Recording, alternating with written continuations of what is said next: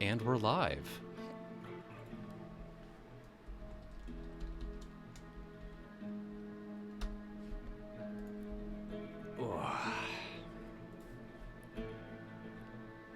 Give people a little bit, let everyone filter in. What did happen during the 4th century Roman inflation crisis? I think that if I understand correctly, Diocletian, I think it was during Diocletian's reign, and effectively they adjusted taxation in just such a way that it didn't have to be paid in coinage and it could be paid in kind, like in material goods. Oh, And that's bad. yeah, and things moved to a unofficial credit system, if I understand correctly. Um, which would be kind of the norm for early medieval exchange in Europe. I know that in the Carolingian Empire, people used units of coinage as units of credit effectively because coins were rarely actually exchanged. Right, right. And I think that in the late Western Roman Empire, it was kind of a similar deal, but I might be wrong. Right, right. I know that there was several periods in Roman history where it was like you can pay your taxes in salt or grain or whatever goods it is, Yeah, whatever you got. yeah, yeah. The funny thing is about taxation is the reason that one of the first uses of taxation in the Roman Republic was not so much to raise funds as it was to open markets. Oh, interesting. Um, yeah, so in a lot of these like, small villages in southern Italy and places where the army needed a lot of supply, they had lots of things that they could give the soldiers, but they weren't willing to part with, um, whether that be grain or leather or metals or whatever. Hmm. And the way that the Republic during the Punic Wars um, liberated, we can say, these resources was to levy a tax. And the thing is, when you tax someone, you need money to pay the tax. Right. So Naturally. they would seek out these peasants or these rural people would seek out that money by opening markets, by selling these metals, these leather items, Ah, these yes. bushels of barley or what have you, and then selling that for money and then paying the taxes with that money. Gotcha. Yeah. Also, And that was helpful because of the army. right. That they needed it for the army. Also, hello, chat. How are we sounding? How's Armand's mic sound? Is the sound good, everyone? Always things we gotta check up on whenever someone new joins the call. Armand, no.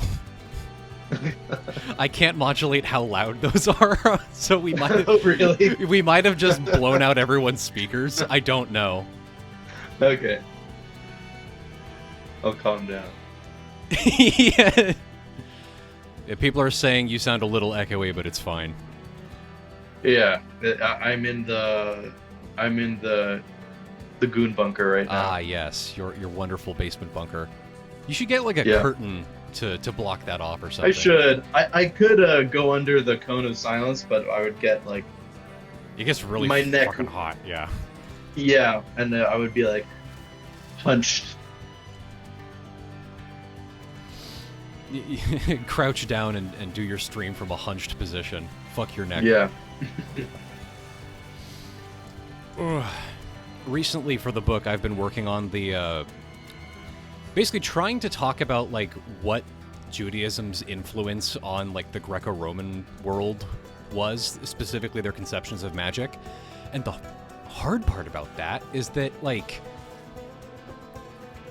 fucking like Greece in the first century BCE and the first century AD was like constantly changing, and so was the Jewish world. So everyone has like 8 different definitions for the same bullshit, and keeping track of it is extremely difficult. Yeah. I mean, Greece is like, it's such a fragmented cultural space, the Greek-speaking world, I should say. Right. The Hellenic world. The Hellenic world. That's the thing, like the idea of the Greeks. I mean, people talk about the Greeks all the time in the Middle Ages, but the idea of them as one nation is kind of a new idea. Yeah, yeah. I think a lot of Greeks politically would have identified as Roman for a very long time, until the nationalist movements of the 19th century. Yup. I mean, they would have also recognized themselves as Greek, of course, but in a more limited sense. But politically, they would see themselves as Roman. Exactly. But also, the Greek-speaking world was very diverse and fractured, and that was not a problem for them.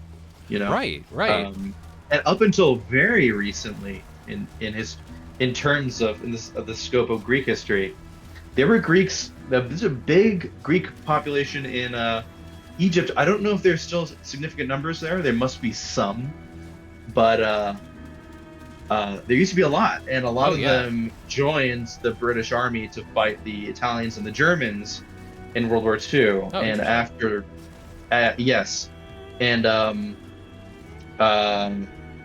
they were, I mean, one of the greatest Greek poets to ever live, Constantine Kavafi, or Konstantinos Kavafis, was an Alexandrian Greek. Yes. I mean, his family, like many Greek families, from all over the Mediterranean, was part Constantinopolitan and part Alexandrian. Two great words, by the way. Right. He's a Constantinopolid. Yes, one of those. And he grew up in the Ottoman Empire, and I don't know if there was increasing conservatism at that time, but the Ottomans were incredibly open-minded about sexuality compared to the Christian Europeans.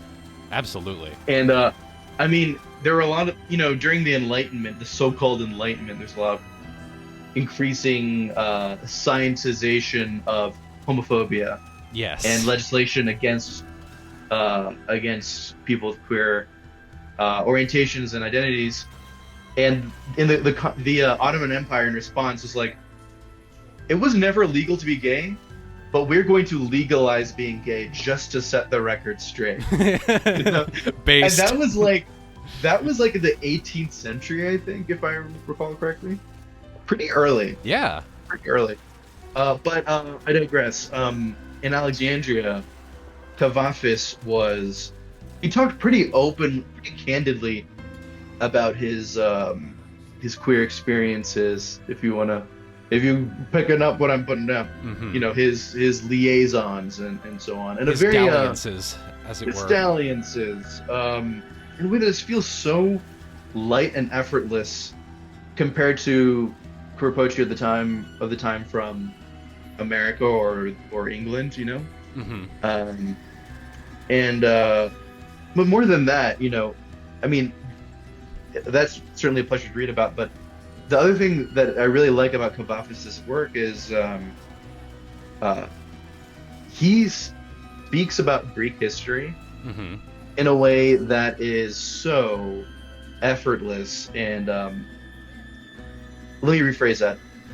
He speaks as if he is a part of Greek history in a way that feels utterly unforced. Interesting. He talks about Alexios Komnenos and his relationship with his mother in such a human and living way. You would never think he's talking about an emperor that lived 1,000 years ago. Right. That's really interesting. And yeah, the way he talks about Jesus and the Greek gods in a Greek cultural context is very much it feels living. Chad is asking how you spell his name. You could say Constantine, like Constant, I-N-E, and then Kavafy, K-A-V-A-F-Y. That's the Anglophone spelling. The Greeks, the more Greek spelling would be Konstantinos Kavafis, but you'll find it if you Google that first one. Interesting.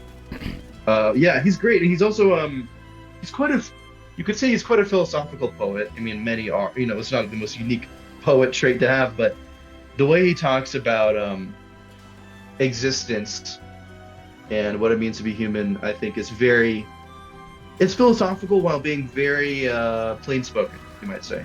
Yeah. That being said, I mean, like one of my favorite poems by him is called, I believe, "The City."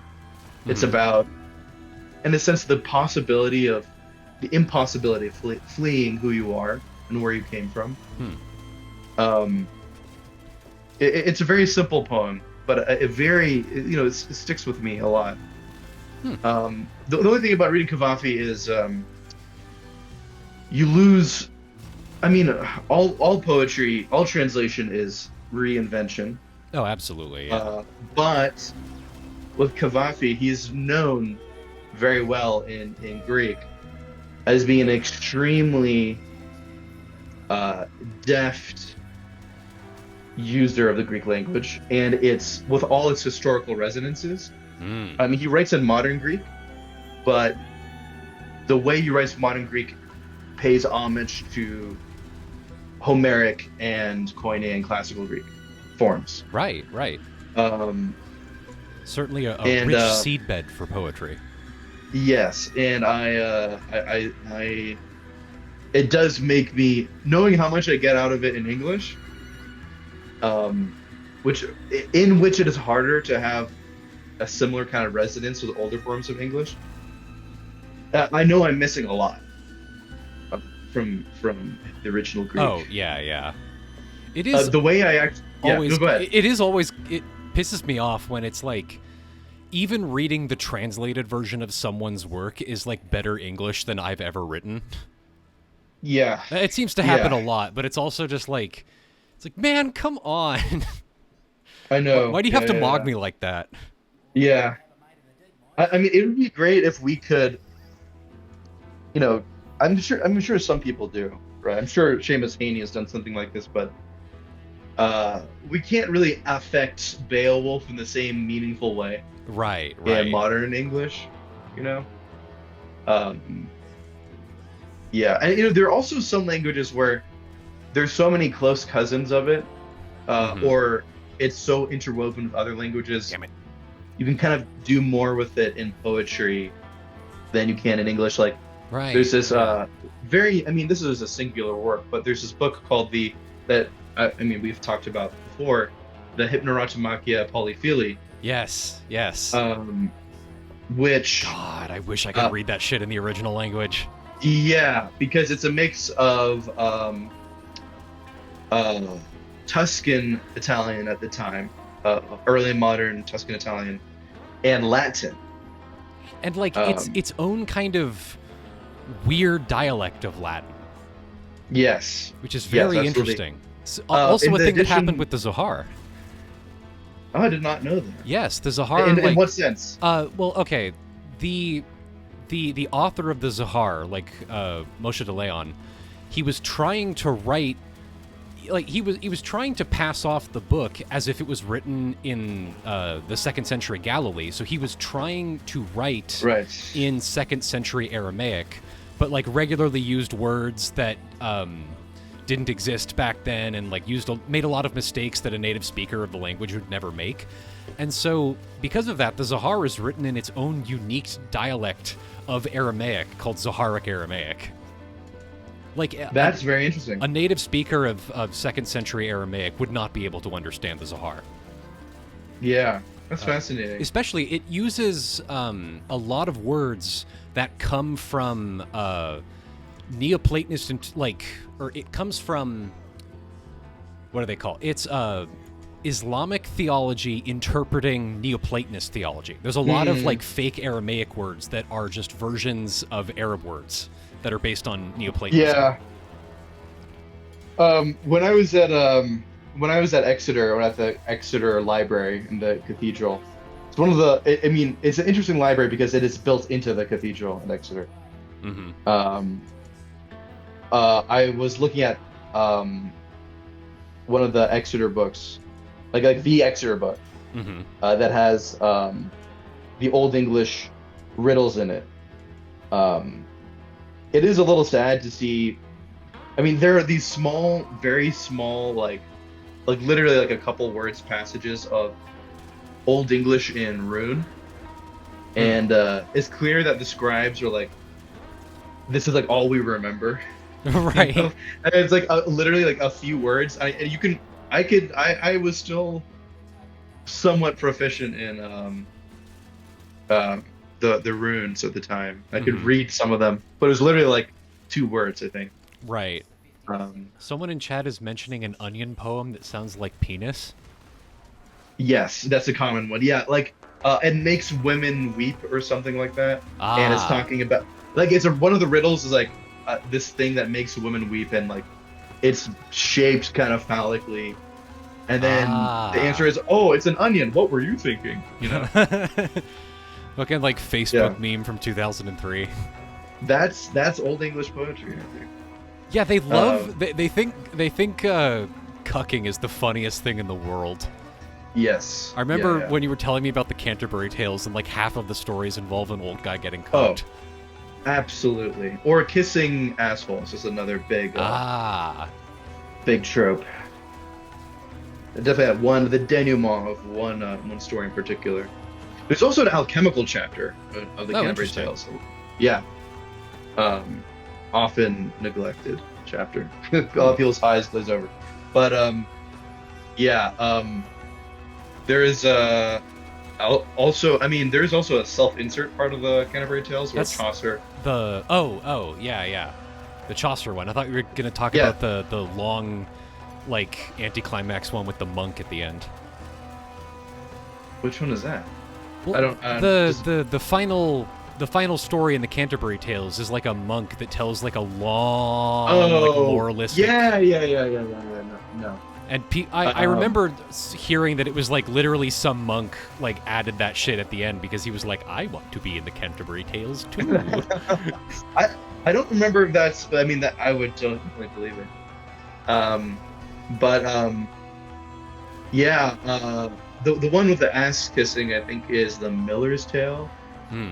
Um, to be honest, I mean, I think I enjoy Boccaccio more than Cameron more than Canterbury Tales. Hmm. Um, and Chaucer was, drawing from sources like that. But I was gonna say, oh, Chaucer gives himself the worst tale, and it's so bad that everyone else in the group cuts him off and doesn't let him finish. Cringe. Um, yeah, it's Sir Topas, I believe. Um, and there's an elephant in it. It's like it's a little wacky, but it's also got a really crude like rhyming scheme, like very like it's done like a second grader would make a poem today. Ah, like Pretty very much. sing-songy and lame. Yes, yeah. That's funny. And yeah, It's really funny when authors have a self-insert and they just roast the hell out of them. yeah. But it is funny. It is like in a way, when you're an author, um, and you do a self-insert, you kind of have to roast yourself. There's Yeah, nothing, yeah. there's no other way to do it because you objectively you're the dictator of the story, Right, right? And right. you almost invite parody if you do try to hype yourself up. Mm-hmm. It doesn't actually mean that you're a humble person to roast yourself. Right, right. Um, but sometimes, sometimes I think like if you read Kafka, I think a lot of I don't think it's crazy to say that a lot of the protagonists are echoes of Kafka himself. I Hmm. would be wrong to say they are him, Yeah, but yeah. I actually I just think. reread The Metamorphosis, so that's been on my mind. Oh yeah. Yeah, yeah. No, he loves protagonists that are clearly kind of like wheedling little shut-ins. Yes, though I think that in most of in his three major novels, um, the protagonist is someone who is chastened by God and the universe for believing they can do anything, Yes. or Hello, meow. or believing that they can get what they want, or worse, believing that they can approach God. Right, or like, I especially like the bit in the trial where like early on, a lot of people are trying to help him, and they're just like, It's like, well, you have a couple options, and I can help you with that. Like his lawyer, who's like, like clearly trying to help him, but he just doesn't understand why, like what the lawyer's doing or how it's helping him, and the lawyer refuses to tell Yeah. him, and he's just like, "You're fired." And it's Yeah. never clear whether or not that was a good decision, but it can't have been good, right? One of the, I mean, to clarify what I'm saying about, I mean, this is kind of in response to that. Mm-hmm. To clarify what I meant by the protagonists not being able to approach God or to get what they want, I think a better way of putting it is, um, a lot of Kafka's novels are about the paradox of ethics, of what Mhm. ethics is, especially from a Jewish perspective, one that is so fundamental to Jewish culture in Europe Mm-hmm. that it's, even though Kafka is a secular Jew and a what you might call an integrated Jew, he is very um it is profoundly interwoven with his very psyche. Mm-hmm. Um and it's something that I've been thinking about as I've been reading Walter Benjamin's The Critique of Violence as well. And then especially the notes to the Critique of Violence. In the Tumblr post I made announcing this stream, I said it'll only be a matter of time until we bring up Walter Benjamin. Yes, yeah, it's only a matter of time. Till we bring up, I mean, I'm going down the laundry list: Chaucer, Walter Benjamin, Kafka, Yeah. Cavafy. Um, but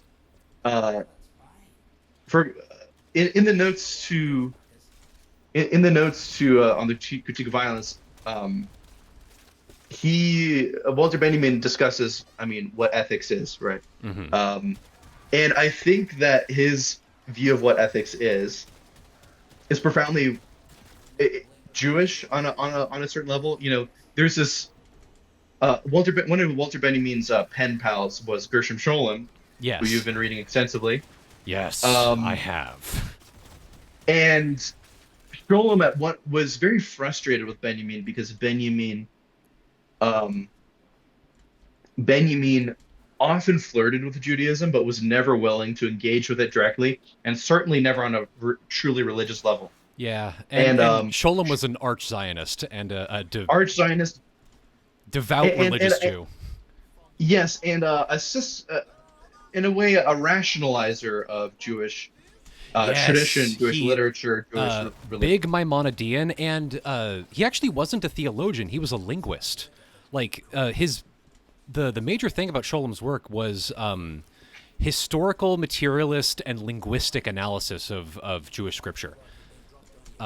Like talking about like a lot of his work was based on like when something was written based on the verbiage it used in a particular thing, and so he did a lot of like low-key busting a lot of myths about when a lot of texts were being written, but also was like very interested in preserving the sort of, I wouldn't go so far as to say like preserving the mythological purity of Judaism, but he clearly had an idea of like clear bounds around an ideological purity to Judaism that he was trying to preserve, like while at the same time trying to rationalize it, which was interesting. Yeah, But yeah, I can see how a thinker like Benjamin, who is clearly an amazing, like, a deep thinker about like ethics and morality and shit, but refuses to engage with Judaism, would piss him the fuck off.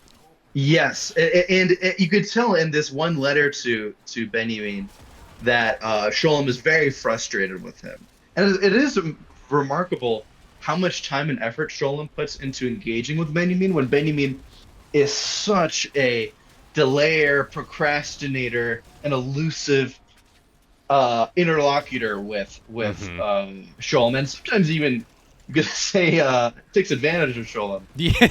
in a way that I'll talk about. Yeah. But before I get to that, in this one letter where Sholem is kind of exasperated with Benjamin, Sholem says, "Just admit it, you will never be a religious Jew.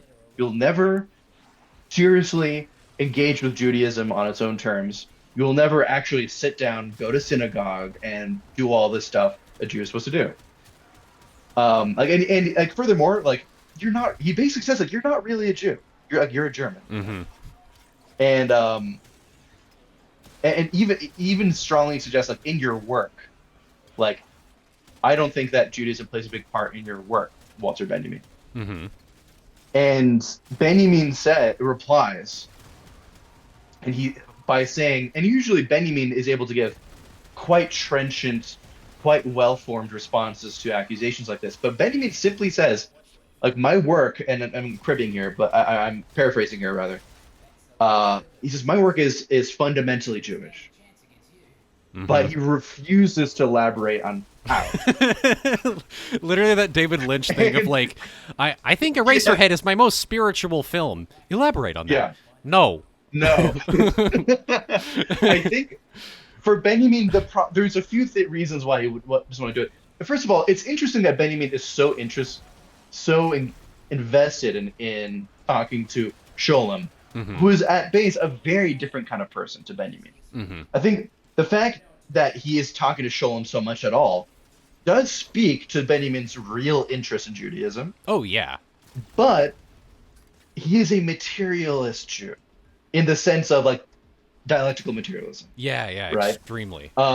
He sees theology in strictly material terms. You know, that's interesting because you could kind of say the same of Sholem. Like, but there's clearly within Sholem's work, there's clearly a tension between his rationalizing mode, his like Maimonidean rationalizing like analysis of Judaism, and his desire to kind of preserve this like mythological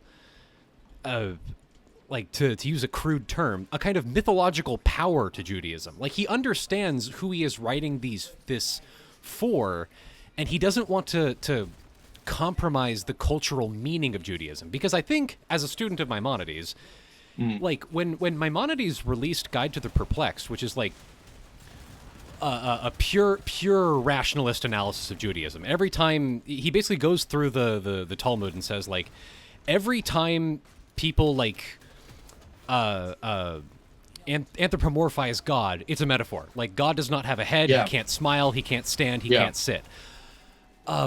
Half of Judaism fucking hated Maimonides for that. Like there are stories of rabbis handing over copies of Guide to the Perplexed to the Dominicans to be burned.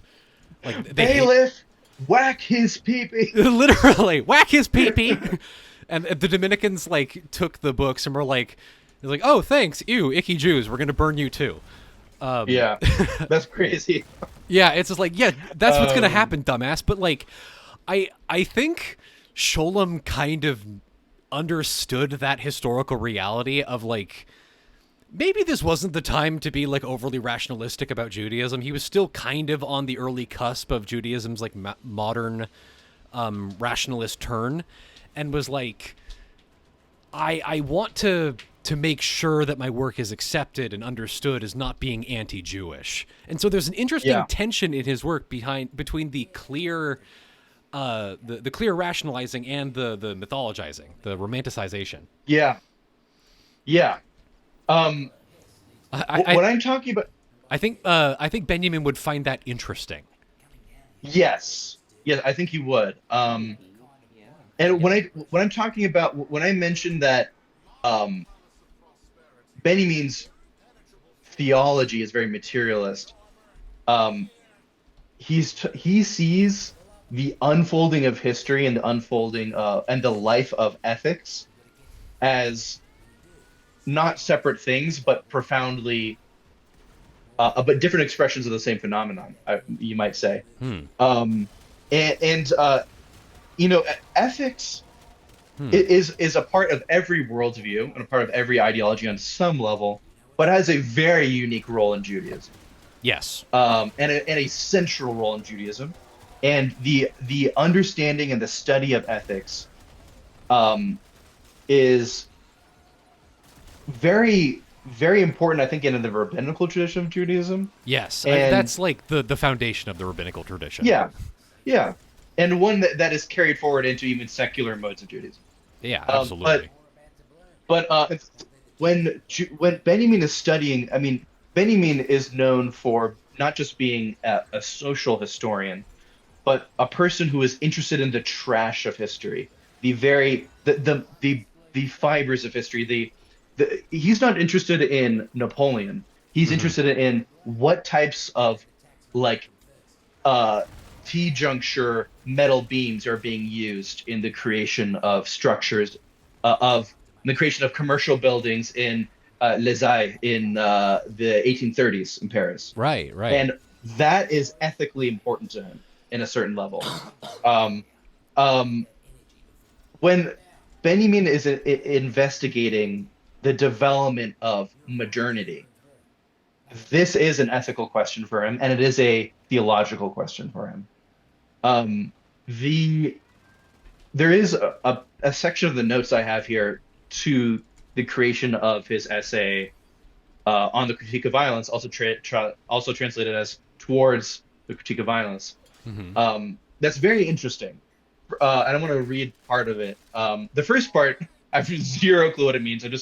I'm curious if you have any idea what this means, Yeah, here, and let's then I'm play. going to Let's read play you. a game chat. Let's try and figure out what this one Walter Benjamin quote means. I'm going to read you the quote that makes no sense, and then I'm going to read you the quote I really want to read.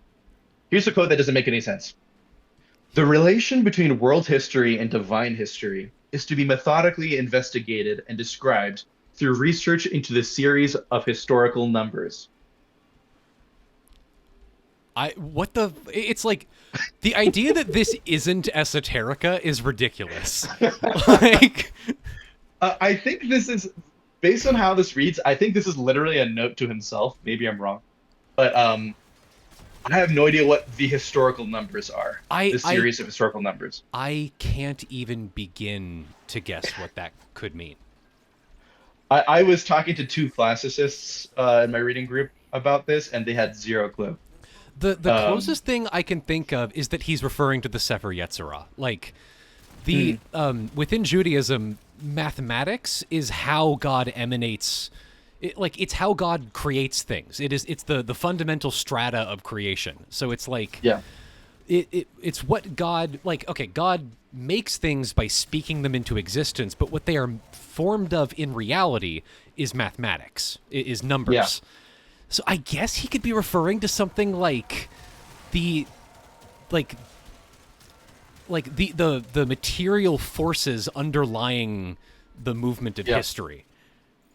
Or or maybe even the opposite. Maybe he's talking about the divine ordering of the divine sequencing of history that unites these two fields, and those are that uniting sequencing is the numbers. But I have no clue. I have no idea. Now, all right. By the way, I am going to bring back Kafka eventually. I haven't forgotten about We're Kafka, coming but back. Hold on we're to your coming asses. back We're coming back. because Benjamin's understanding of ethics is, I think, relevant to Kafka's. But let me go, and for that matter, um, if you've ever watched Curb Your Enthusiasm, I think Larry David's understanding of ethics is very Kafkian. Uh, Interesting. but Excited for you to elaborate on that. I think it's has more to do with an unconscious influence of Jewish ethics. But Mm. I think that's another matter. Anyway, so here's the quote I really wanted to read. Morality is the title of the second part of the system. I think he's talking about his own system here. Hmm. Uh, Moral philosophy, in scare quotes, is a stupid tautology. Morality is nothing other than the refraction of action in knowability, something from the region of knowledge. Morality is not ethos. So, what do you think he means by morality is a stupid tautology here? Did that make sense, or Did he should I explain further? did he say that morality is a stupid tautology, or was there a second word there I missed? That's period. He That's it. said, Okay. no, sorry, excuse me. No, he said moral philosophy, Moral philosophy. in scare quotes, is a stupid tautology. I think the only thing that could mean is that he's implying that like all morality is philosophy and all philosophy is inherently morality. Like it is inherently an investigation of morality. Yes. Like any That is, action yes. has like because I guess he's saying like because any action is being perceived by an outside force, like being perceived by a moral actor that is able to understand it as a moral action, like any movement, any intellectual movement, has a moral dimension. Like there is no Yeah, non-moral analysis of the world. that is, you injected a hint of Kantianism in there, but that Damn is it! more Damn or it! less Damn it! true. Damn it! Hitting myself! Hitting myself! Hitting myself! The Kantian part is moral actor, or conscious moral actor. But to really get further into, you're correct, by the way, but to get Yay! further at the base of what he means here is, yes, all philosophy is moral, but more specifically, whether or not you know how moral it is, or whether or not you understand moral character, the morality is there. That's Right. real. And the morality is not just a set of values and judgments. That's the naive understanding of morality. Morality is a discourse and a dialectic of power in itself. Yeah. And Yeah. that is part of what the whole essay that he's preparing for here is about. It's not just about understanding what's behind that. It's also about it's not just about understanding judging actions, right? Hmm. It wants to understand, this essay, what what composes moral actions and what composes violence itself. So, It. but here Benjamin is laying down his view of ethics, which is that ethics is not a separate category of action from ordinary action, right? Right. Right. In Kant's work, Kant Kant is kind of the naive liberal view that Benjamin is responding to here. Kant has this idea of something called Neigung, if I'm pronouncing it correctly. Neigung basically means inclination. And this is the pseudo morality in Kant's eyes that ordinary mere humans and maybe beasts engage in. Where, for example, the ultimate example of this would be you see a cute, I mean, this is my example. Mm-hmm. You see a cute kitten on the ground in the street, and you say, "Oh, what a cute kitten! Let me take it in and take care of it." You don't know why you're doing it. It just feels nice to take care of it. You're acting on Neigung, you're acting on inclination. You're not actually taking a moral action. For Kant, only a rational actor can act morally, with a clear conscience informed by reason. Right. Right. So, and Kant even suggests that, like, maybe there are aliens who can do this as well. Like, there's a weird, Didn't he there say are like weird, it was like Venusians or something, right? Or yeah, people from like Jupiter or something Jupiter? like Yeah. that. And he Yeah. had, if I'm not mistaken, I think he had like ideas on like the personalities of these different astral and intergalactic personages. German chat member is saying that you pronounced it correctly. Yes. All right, great, thank you. Also, Um, apparently, chat can hear my kitty who wants to play with me. great.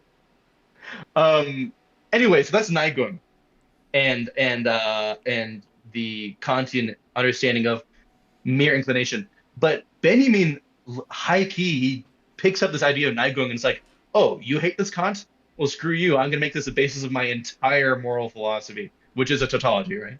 But my entire philosophical worldview. Because, like it or not, this is how actions happen in a moral context. Like, this is the base of all of them. There's no such thing as a true rational actor. And Benjamin kind of gently mocks him for his belief in like super moral aliens, Right. Right. But let's draw back to what I'm trying to say here. For Benjamin, ethics is just part of the fabric of the universe and of history.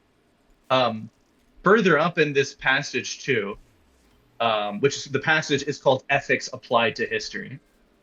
At the top of the passage, he says, ethics applied to history is the doctrine of revolution. Applied to the state, it is the doctrine of anarchy. Interesting. So ethics, in a way, what he's saying there, in my opinion, is that ethics is just the science of understanding history. Because if you say ethics applied to history is the doctrine of revolution, you're saying a revolution is how history happens. Right. It is the shift in paradigm that drives history, that makes history history. Right. History is a series of things that are either changing or staying the same. yeah, and more than just, and it is a series that's animated by something, right? Mm. And the animating thing is ethics. So ethics is not just a code for judging things, and that's kind of how Kant would see it, right? It's Hmm. a code for judging things that is stable and kind of unchanging. Um, Ethics is a mobile, dynamic force, and understanding that is something that Marxists are more interested in doing, right? That is the dialectical materialism, Hmm. right? Right. Right. So ethics is understanding the world. And to bring this a little further back to Judaism, um, I'm not trying to say like this is not like a cryptic way of saying like Judeo-Bolshevism is real. No, Right. this is Benjamin's understanding of history, which I'm very partial to personally. Don't worry. But If Judeo-Bolshevism was real, everyone in chat would support it. I'm signing up. Yeah. I'm Yeah. signing up for the Judeo-Bolshevist party. Um, but with this understanding of ethics, let's keep that in mind, and then return to the Jewish understanding of ethics, which is, being ethical is something that Jews are enjoined to do, Hmm. right? Um, Right. I'm sure everyone in chat's familiar with the idea of tikkun olam, Yes. Yes. The and the reparation of the reparation of the world. world. The foundation of the religion is itself a vassal contract with God, where it's like I will follow the Mhm. rules and you will like protect me in some way. Right. Though, as Judaism develops, that that reciprocal deal becomes complicated, and some paradigm shifts happen there. Well, yeah, the main Um, paradigm shift is that the the temple that they were supposed to be given yeah, got blown up by the Romans. that's what really makes starts to make Judaism Judaism. That's the thing. Like, Yup. because here's the thing: Romans had reciprocal relationships with their gods too. Right. They had some pretty, let's be honest, like banal contract relationships with the gods. Like, if you let me get to Britannia safe, I'll make an altar to you. Right. Like, okay, that's pretty lame relationship with your god. It's more interesting when It is, however, easy you know to understand. it is easy to understand, but it's more interesting when understanding ethics is no longer just about like making sure that I have food on the table. It's about something higher than more. You might even say a cosmic and an ethical sense. Mm-hmm. But um, the thing with ethics is being an ethical person is something that you're divinely enjoined to do, but it's not necessarily going to make your life better. Right. Um, Right. and it's about something way bigger than just you. Um, No, that's a and huge part of Judaism is like first, sacrificing your yeah, own personal comfort and dignity to follow the law. yes. And furthermore, when you're born into the world, being born into the world is something that where you're being taken by being brought into being.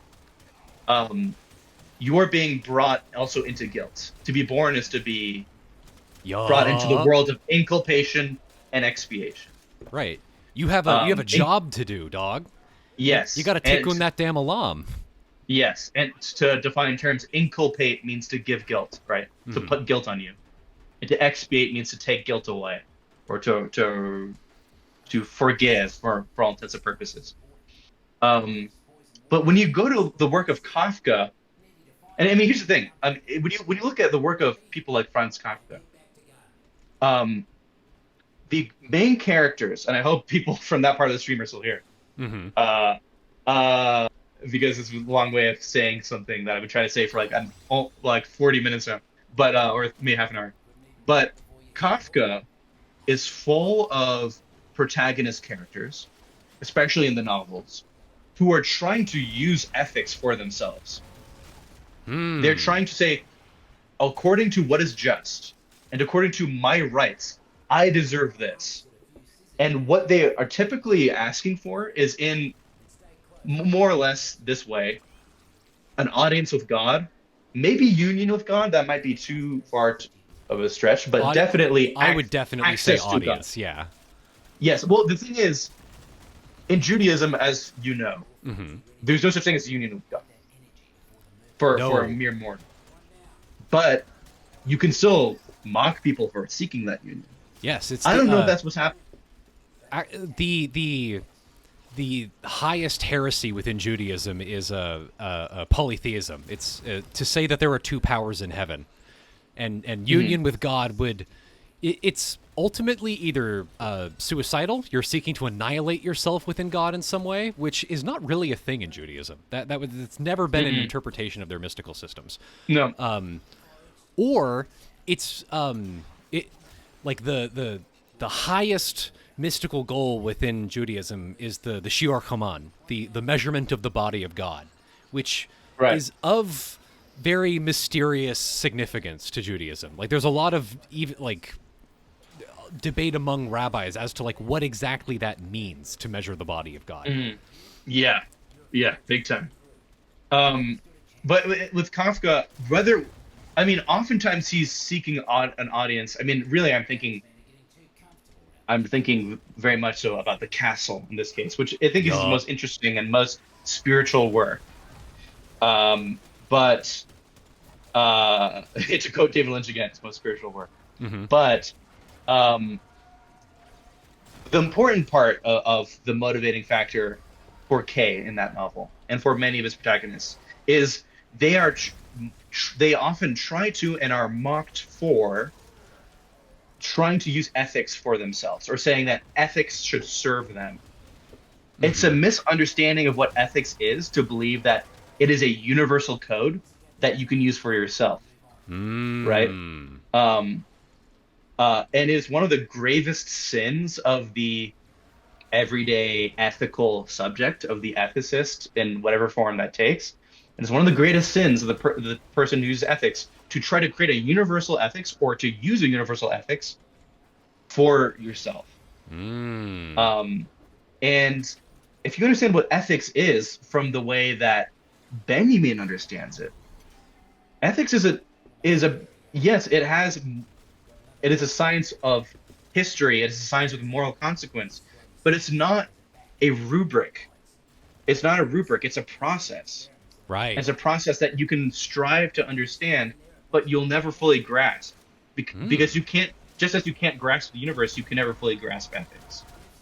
That's interesting. That's weirdly enough, that's a very Islamic take on on divinity and ethics. Yeah. No, it's like Islam has a lot of it has a very complex vocabulary for the types of emanations of Allah into the world, and they're always in dialogue with each other. They're never stable. They're always like trying to do something or they're all proceeding from something and into something else. Like it's never a stable process. And that is something that Kabbalah inherited. Like when you see the Sephiro tree, the lines between the Sephiro are dialectics. They're living things that never settle on one thing, and it's the motion of the system that creates the world. Which is something that Judaism definitely inherited from Islamic commentaries on Neoplatonist ideas. Yeah.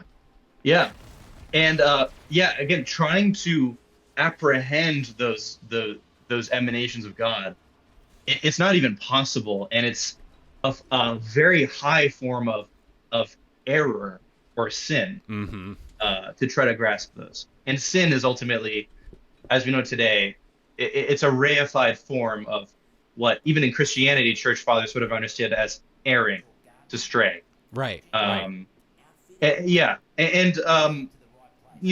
Castle is an unfinished work, but we have some notes that suggest that in time Kay would have learned to stop trying to meet with Count West, which, by the way, is a taboo so grave in the town. It's almost seen as like a sexual taboo.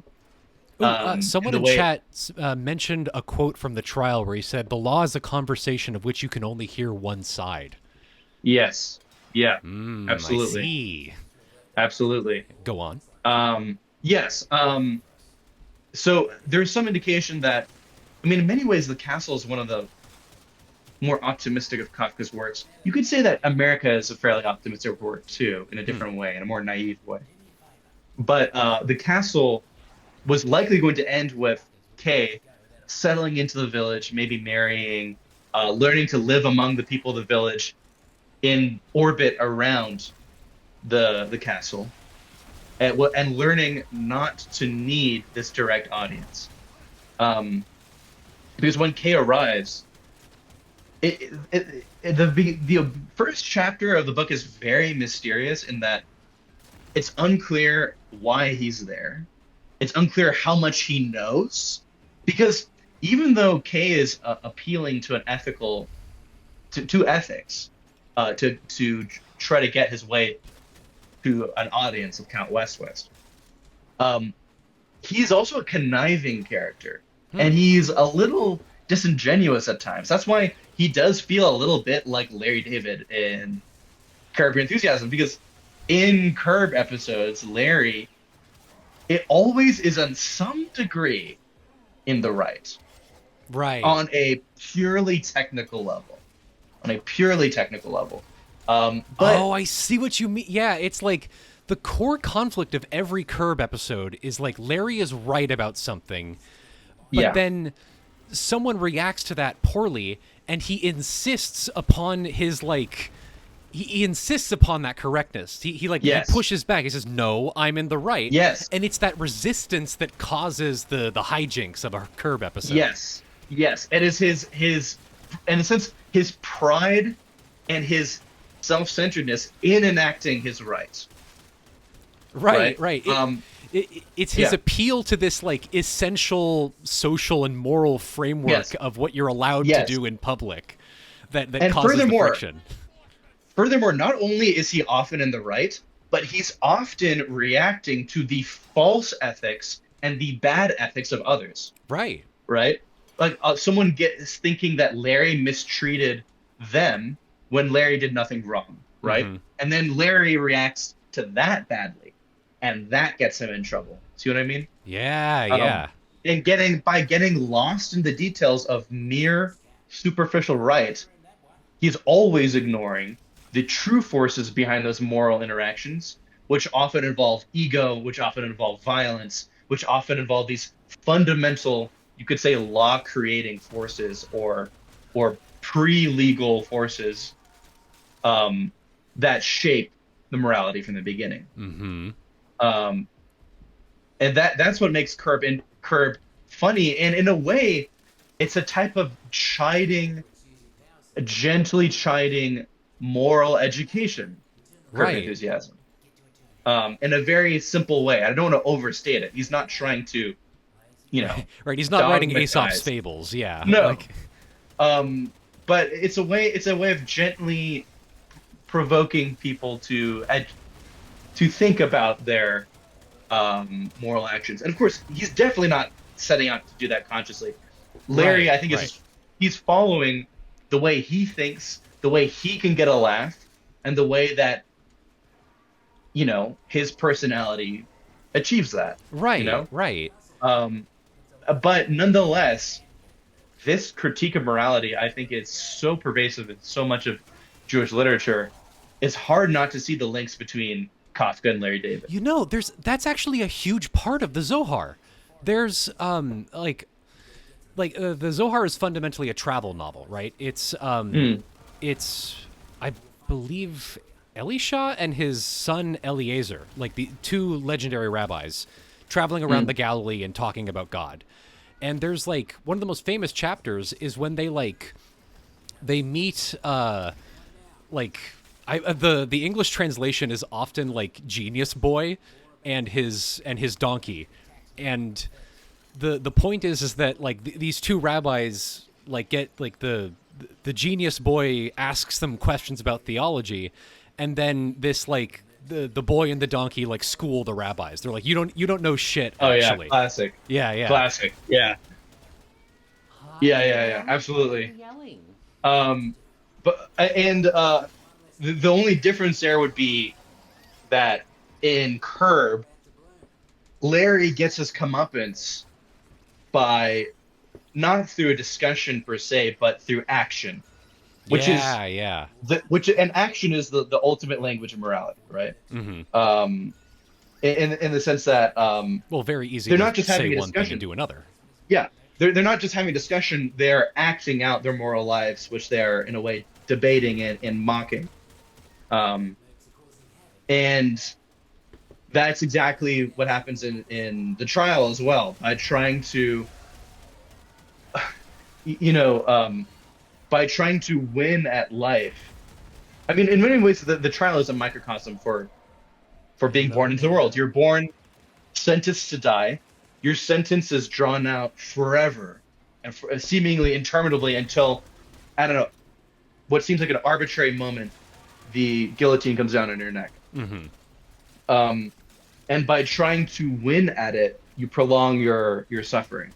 Right, And right. also, um, Kafka is gently, I think, trying to coax us into freeing ourselves from our misunderstanding of what guilt is.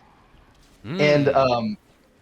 because guilt is not just a matter of this universal code of fairness.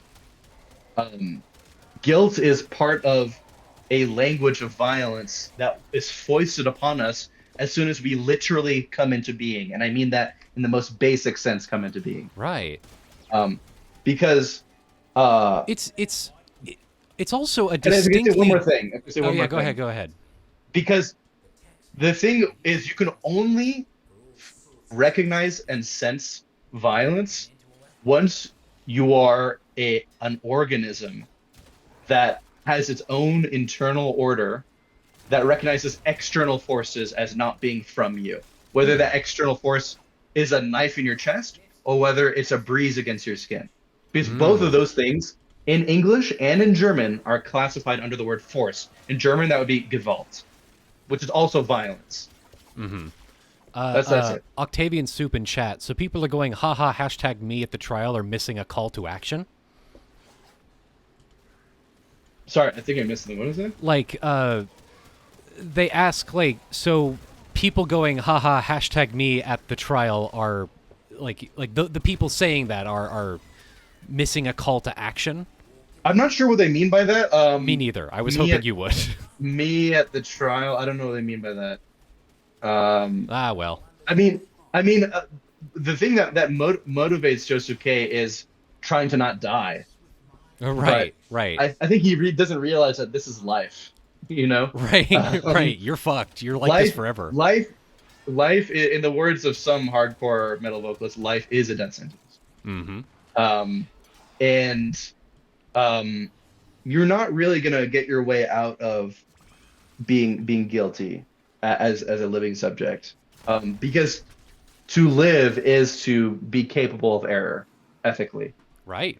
um, and to have error forced upon you and have sin forced upon you in Right. your very being. And sometimes Um, you can act perfectly morally as a perfectly justified person, and the world will still see you as a cringe like cringe and sinful person. I think that, and maybe even deeper than that, I think that for Kafka, sin is a profoundly spiritual, something that's spiritually fundamental to the human. Um, and it's also it's something that we encounter through violence itself. And this is where it gets very difficult to understand Kafka, but where it becomes the most rewarding. And even I have what I consider a tenuous grasp on these concepts. Mm-hmm. But to be human, and Kafka really is not joking when he says to be born, when he suggests, I don't know if he ever says this explicitly, that to be born is to be guilty. Um, Right. on a fundamental level, because guilt is not something that guilt is what happens when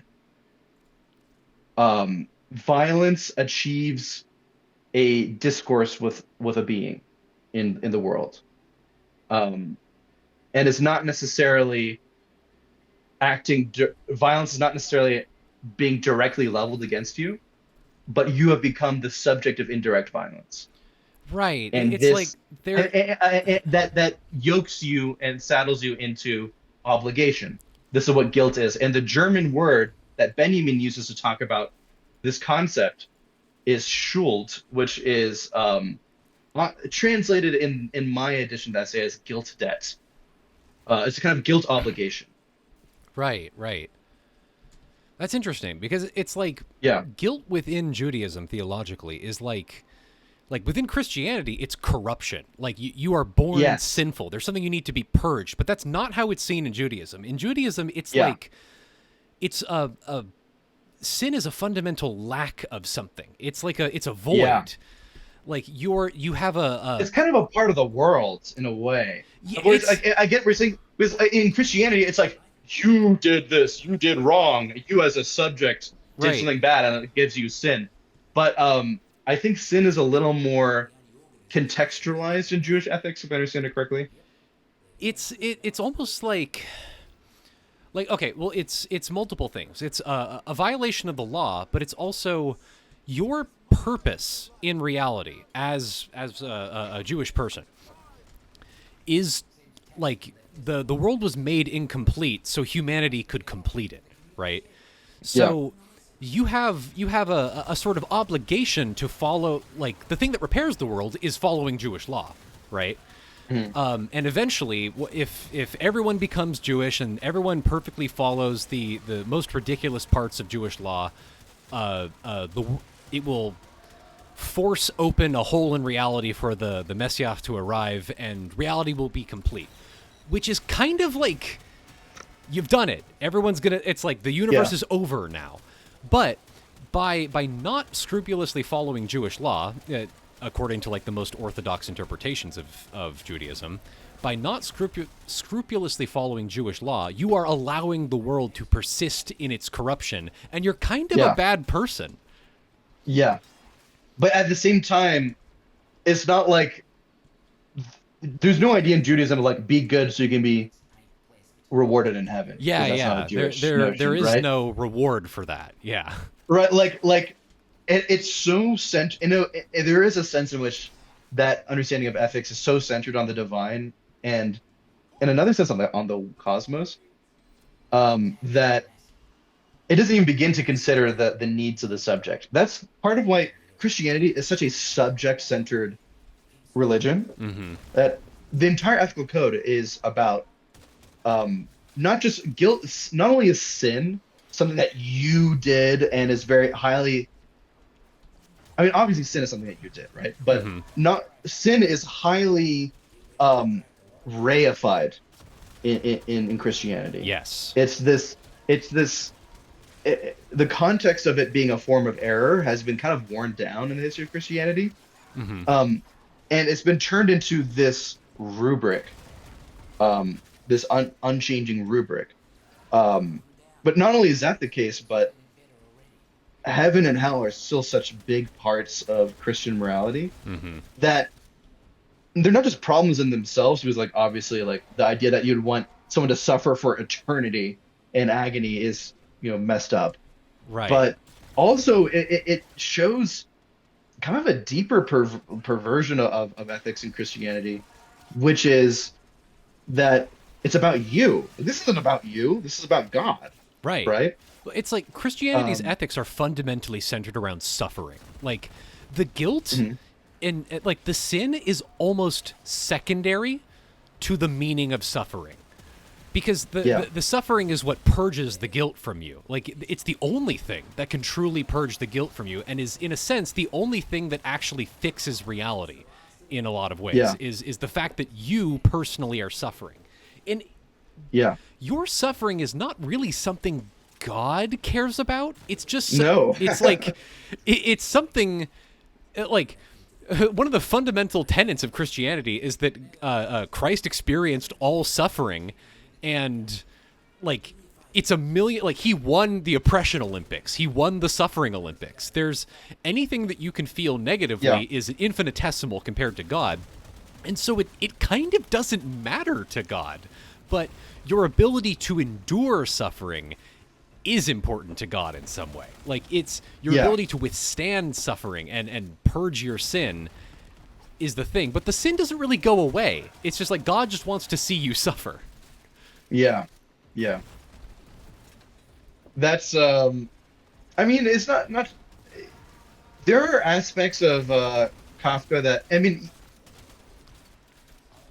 do arc a little more Christian at times, but in general, um, and some of these comments about suffering remind me a little bit about that. But in general, he is definitely rooted in uh, conscious or unconscious, a Jewish tradition. Um, and I think that a big part of his novels is mocking the importance of your your suffering as a subject and as a moral subject. And by as a moral subject, I'm not talking about in a Kantian sense of like someone who can make a moral action rationally, as Right, someone right. who participates in morality as an agent, and as someone who could be recognized, right? Hmm. Um, it gently mocks that. And people who think that Kafka is depressing, I mean, Kafka is someone who is definitely engaged with human suffering, but he's trying to educate you out of it.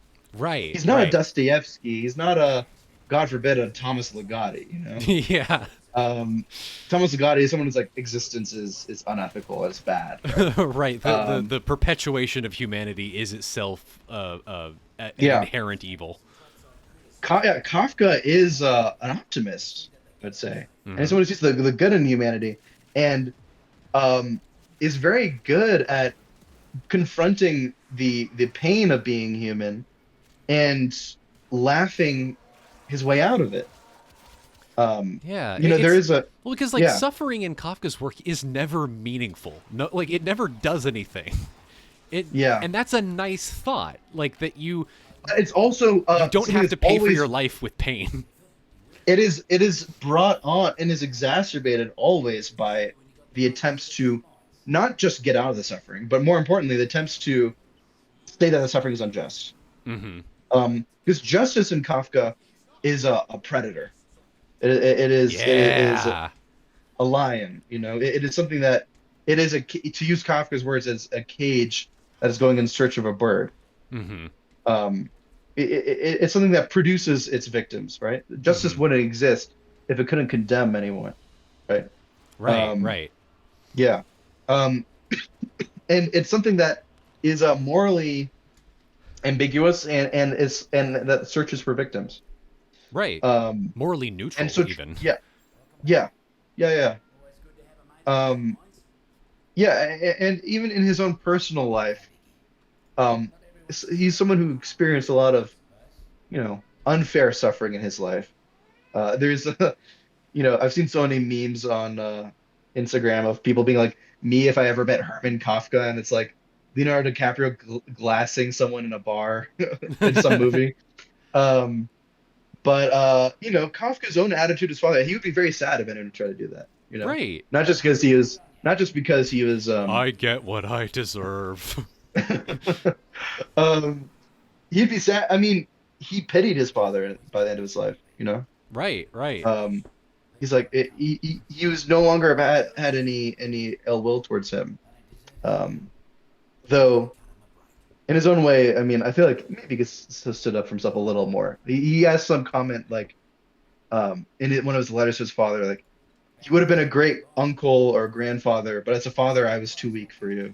It's really sad. That is Really really sad. sad. God damn. It's it was like you were much too strong. I was much too weak. It's a very sad letter. But um, he had moved past it, and like Right.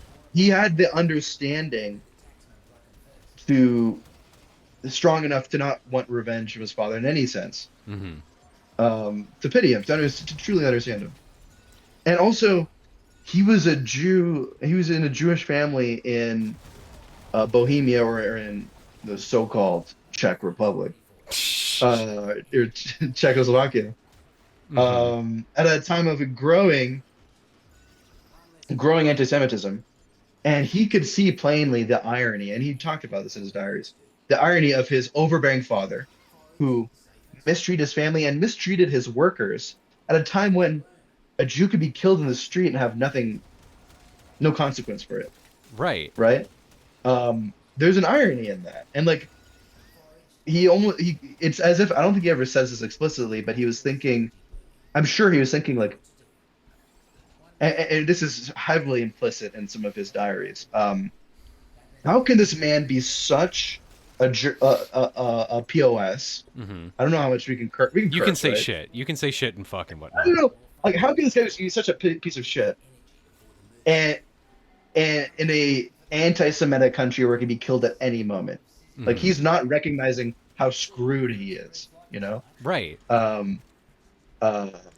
Yeah. There's I a think. I similar think. moment in Yeah. Mouse, like the graphic novel, Mm, where Art talks about like coming back to the U.S. like in the post-war, like the Jewish community internationally is just like a broken shell of itself, and there's this one scene where he's like with his aunt in America and she sees like there's like a black guy working at a hotel and she like calls him the N-word and like says she's gonna steal stuff, and he's yeah. how could you be that awful after everything we've been through? Like Yeah. you don't see the oppression of others in Yeah. ourselves. It's like it just And never. there's another passage of Mouse 2 where a black guy is walking past him in the car, and Vladek, the guy who survived the Holocaust, Mhm. locks his doors. Yeah, yeah. And Art is like, how could he do that? Like, didn't you learn anything from being discriminated against in the Holocaust? And basically, Vladek is like, I don't care. Yeah, he's like, I don't give a Um, shit. and later, Art is talking about that moment with his psychologist, his therapist, who is also a Holocaust survivor. Right. Um, and the therapist says, "Do you think surviving a Holocaust makes you a good person?" Right, Like, exactly. you know, um, it doesn't make you suffering doesn't make you good. Right, right. It just means that you suffered. It's wrong because you suffered. It doesn't mean that you're a good person. And like Um, speaking of like the like Kafka's comedy and its relationship to Jewish ethics, like being with a Holocaust survivor who locks their car door around a black person is a pure like that's a curb bit. That's a pure curb yeah, bit right it there. is 100%. Like it's the One of exact my- like yeah, ridiculous comedy of that exact corner of Jewish ethics. That's exactly what he's yeah, talking about. yes, I'm yes, I'm curious about Kafka's view of justice. Like I'm very attracted to his depiction of justice as this like a cage in search of a bird. Can you expand more yeah. on that? Well, I think it's simply a matter of uh, anyone. Well, the cage in search of the bird is a one line passage in his diary Mm-hmm. that has no further context. Some people, it's such a great aphorism. Some people call it his shortest aphorism or his shortest story. Mm-hmm. But it is a motif thematically, if not an image, that comes up a lot in his work. And I think that uh, justice is something. Justice is a very strange beast in his work because of two things. One is that it is often turned on its head in the way that I mentioned, where justice is an entity that looks for victims Mm-hmm. to inculpate. But furthermore, it's rarely one that you see active. Justice is not it's not personified in this Brechtian way, Right. you know. Um, it is still a subtle force, Ew, but is Brecht. one that it yes, um, it is one that is still it is active rather than passive, as Right. many people would like to see justice. And but it lives by people either using it to inculpate others, and there's always someone giving voice to justice, Mm-hmm. um, or it is used as something that people appeal to uh, for satisfaction, Right. in a Right. judicial sense. I've been thinking about Um, this in the context of detective fiction. I've been reading a lot of detective fiction a lot. And there's like I think the most inherently interesting thing about any detective fiction is that it requires the author to have an opinion on the nature of justice and what it means to act as an avatar of justice. And yeah, I'm curious how that would shake out in like in this particular sense. Like what is it what does it mean to act on behalf of justice in this sense? Here's the thing. Justice is a common language. And when we talk about justice, implicitly we're talking about law here. And in English, I think Of we are course, of often course. cagey with how we use two words. That is less the case in other languages, including German, including but not limited to German. And those two words are law and violence. Mhm. In English and also in the Romance languages, violence typically considered a very concrete phenomenon. Mhm. Um, it is used almost exclusively to talk about bodily injury. And when you start using violence in an abstract way, people kind of look at you sideways. They're like, yeah, right. Like when you talk about the violence of words, people are like, get out of here with that, right? Right, right. Um, but or like social violence, or things like losing access to your healthcare. That is violence, Mhm. right? But we don't have good language. Literally, we don't have good language to talk about that. In German, there's a little bit more of a broader spectrum of terms, and Gewalt, which is what the concept that Benjamin investigates in his essay, it's a little more like our word force. Hmm. Um, because you can talk about like the Gewalt of things in nature, like even in terms of like physics or like storms or meteorology or whatever, the Mhm. way like gravity is a force, and if I understand it correctly. But it can also be used to talk about police violence, Right. right? Um, and the other thing that is engaged with in Benjamin's essay is law. Mhm. And when he talks about law, it's not always talking about things that are in the book. So that's typically is what he's talking about. Law is also the creation of moral standards that Mhm. that people apply in moral life. And what was this in? I think I lost the plot of it here. We're What were you talking asking about about? what does it mean to act on behalf of the law? Like what Yes. Okay. Okay. So um, when you act on behalf of the law, it does not always necessarily imply that you're doing someone else's orders and you're just following orders, as it were. right.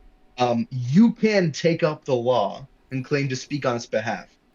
Um, and the important thing about the law is not that, and here we're actually getting into like some Carl Schmitt territory. And the important thing about the law is not that it be able to speak for itself, because no law can speak for itself. Mhm. Like words, law relies on real material circumstances and real violence to back it up. Um, Right. and the important thing about the law is not that it can speak for itself, but at the same time, it's also not important for a law to be the execution of the will of the government or the state Right. or the Right. potentate. It is just important that law and in a functioning legal order be able to have a ultimate deciding factor. Mhm. When okay, so there's this German thinker called Carl Schmitt, who we have talked about Yeah, yeah. before. I've talked about Carl Uh, Schmitt with you. all right, have you? I don't know if Schmidt's ever come up on the stream, but Carl Schmitt has never come up on our live streams. okay. So Carl Schmitt was a legal theorist and jurist. He's something of a state fetishist. He was a an My new enthusiastic cabinet position, the state fetishist. the state fetishist. Yes. Um, he's a bit of a weirdo. He was a Nazi, but not a standard Nazi, and he was actually eventually kind of exiled from the party for being too Hegelian. Mhm. Impressive. There was someone in the Schwarzer Korps magazine, was the official magazine of the SS, I believe, that decried him for his Hegelianism. Though, if they understood him at all, they'd realize that he's only superficially Hegelian. Of course, of Um, course. yes, he's not a true Hegelian. But Schmidt, for Schmidt, The concept of sovereignty was very important to him Hmm. in terms of understanding how to create a stable and pure political order. Um, there has basically Schmidt in his early years as a legal scholar studied um, what makes a law self-sustaining. Hmm. Uh, Basically, can you use a law on its own strength from its own truth to uphold what the law is trying to uphold? Or does someone always need to help the law? Let me try to rephrase that. Um, Hmm. if you have a legal question about how to interpret a law, like is it vandalism if you spit on the window rather than scratch it or Right. break it, Am I right? allowed to marry this person? Yeah, sure. If there's any ambiguity there, at the end of the day, you can't interpret the law to a point where you can say, based on the way it's written, this is how you interpret it. At the end of the day, there needs to be a decision maker. And the Hmm. decision maker could be a judge, it can be the head of the nation, it has to be someone. It has to be a legal actor. Right. But basically, laws are always vulnerable. They always require interpretation, in Schmidt's view, and they need an ultimate decider. However, even though Schmidt is an autocrat and he does believe in dictatorship or something like dictatorship, um, sovereignty doesn't mean so all laws need to have have a be rooted in a strong sovereign political order. But that doesn't mean that they all need to come from the same people, same person Hmm. in their execution. Um, and sovereignty is more important for being able to make a coherent decision. And people can use appeals to the sovereign to nonetheless lay down the law. And that Right. is what the sovereign is important for. In its purest form, the sovereign is most important not as the actual decision maker, though that is an important role for the sovereign. Hmm.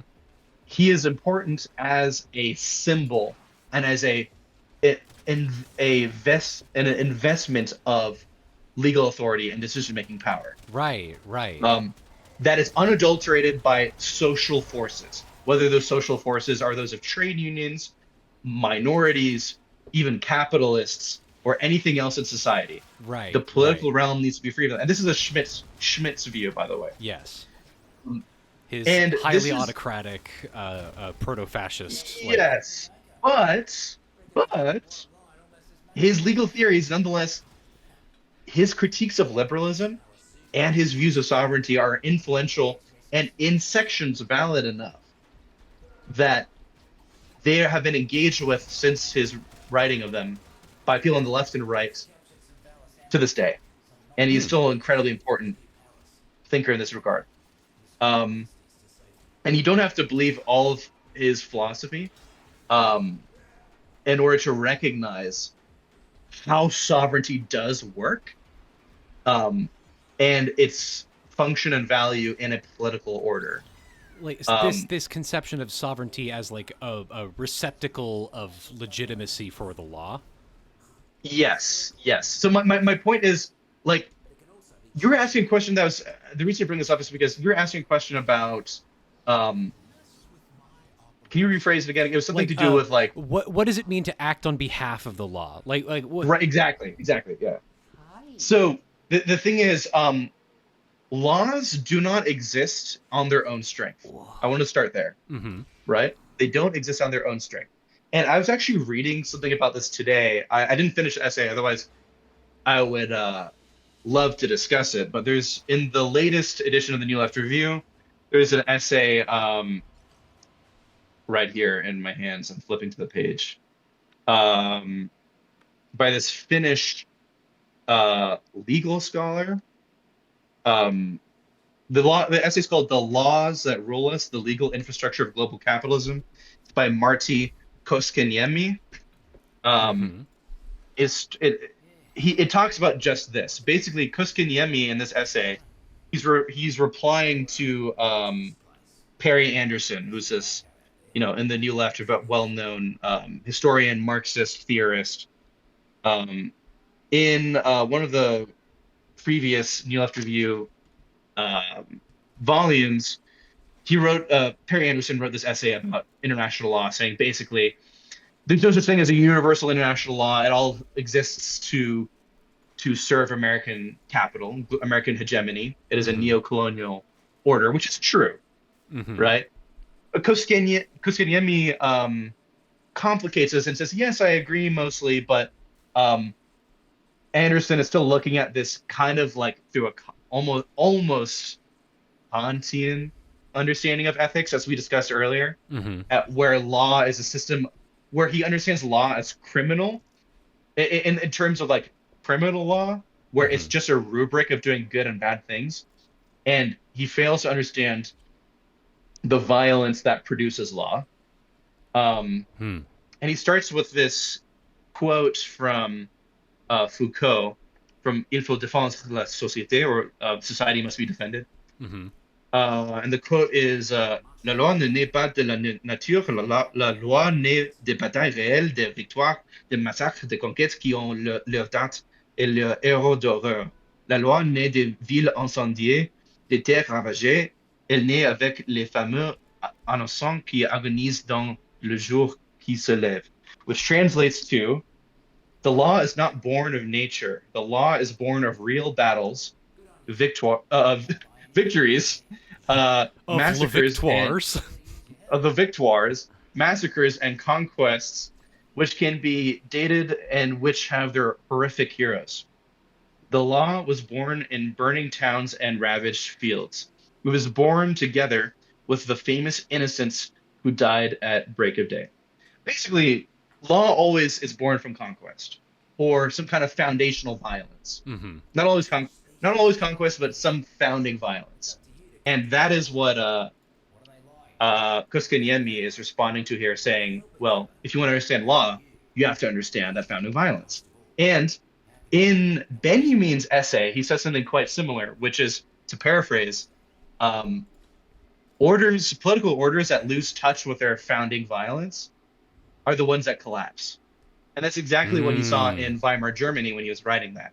The liberal order losing touch with what the violence that created it, and succumbing to forces on the left and right, and ultimately on the right, the Nazis. Though he didn't know that yet. The Nazis had not taken power yet. But in order to act on behalf of the law, you need to be able to claim authority, and that requires a strong sovereign, above all in symbol. The sovereign doesn't have to actually be handing you your marching orders, literal or figurative. Right. But if you lose, part of what creates that sovereignty is violence. Right. And this is where I'm kind of getting away from what I know of Schmitt, but I think Schmitt might agree with me on that. And in order to have legitimacy as a sovereign, you need to be able to back up what you say and enact enact your power without interruption from other forces in society. So to act on behalf of the law, it's always rooted in violence, and and the authority of the law is always invested in the foundational violence and the law preserving violence of the state. And those are two different things. Right.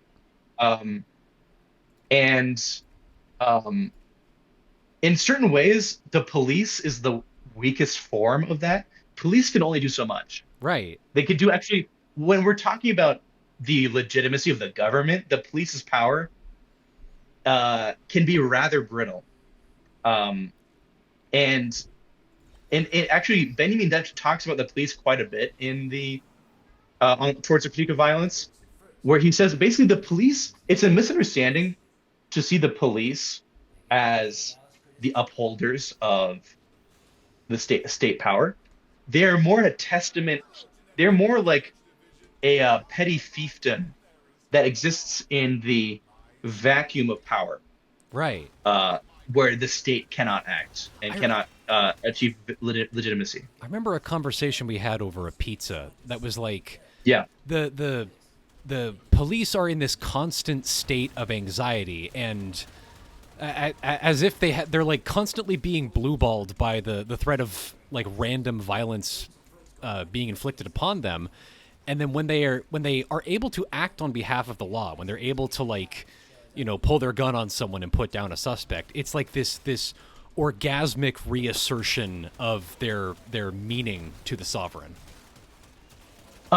Yes, sounds a little more like conversations about the fascist subject rather than the police.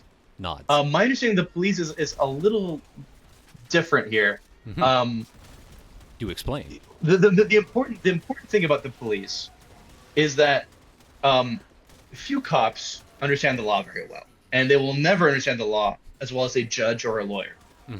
The role of cops is to hunt for victims, and they're allowed to do this because they say they're acting on behalf of the state, and the state can use the police to claim that laws are being enforced, when in actuality, the enforcement of law or the obedience to law only comes through more fundamental social forces, not through the police, not because the police beats people into obeying them.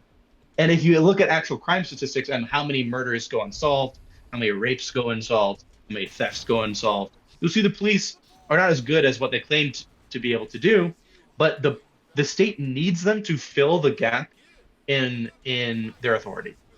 And that's why the police are more similar to a mafia or to a petty fiefdom than to an organism of the state. In fact, the police in some ways are separate from the state. Yeah. They are the outer ring. They're the guards at the front gates of the state, if anything. And they are allowed to hunt for victims, to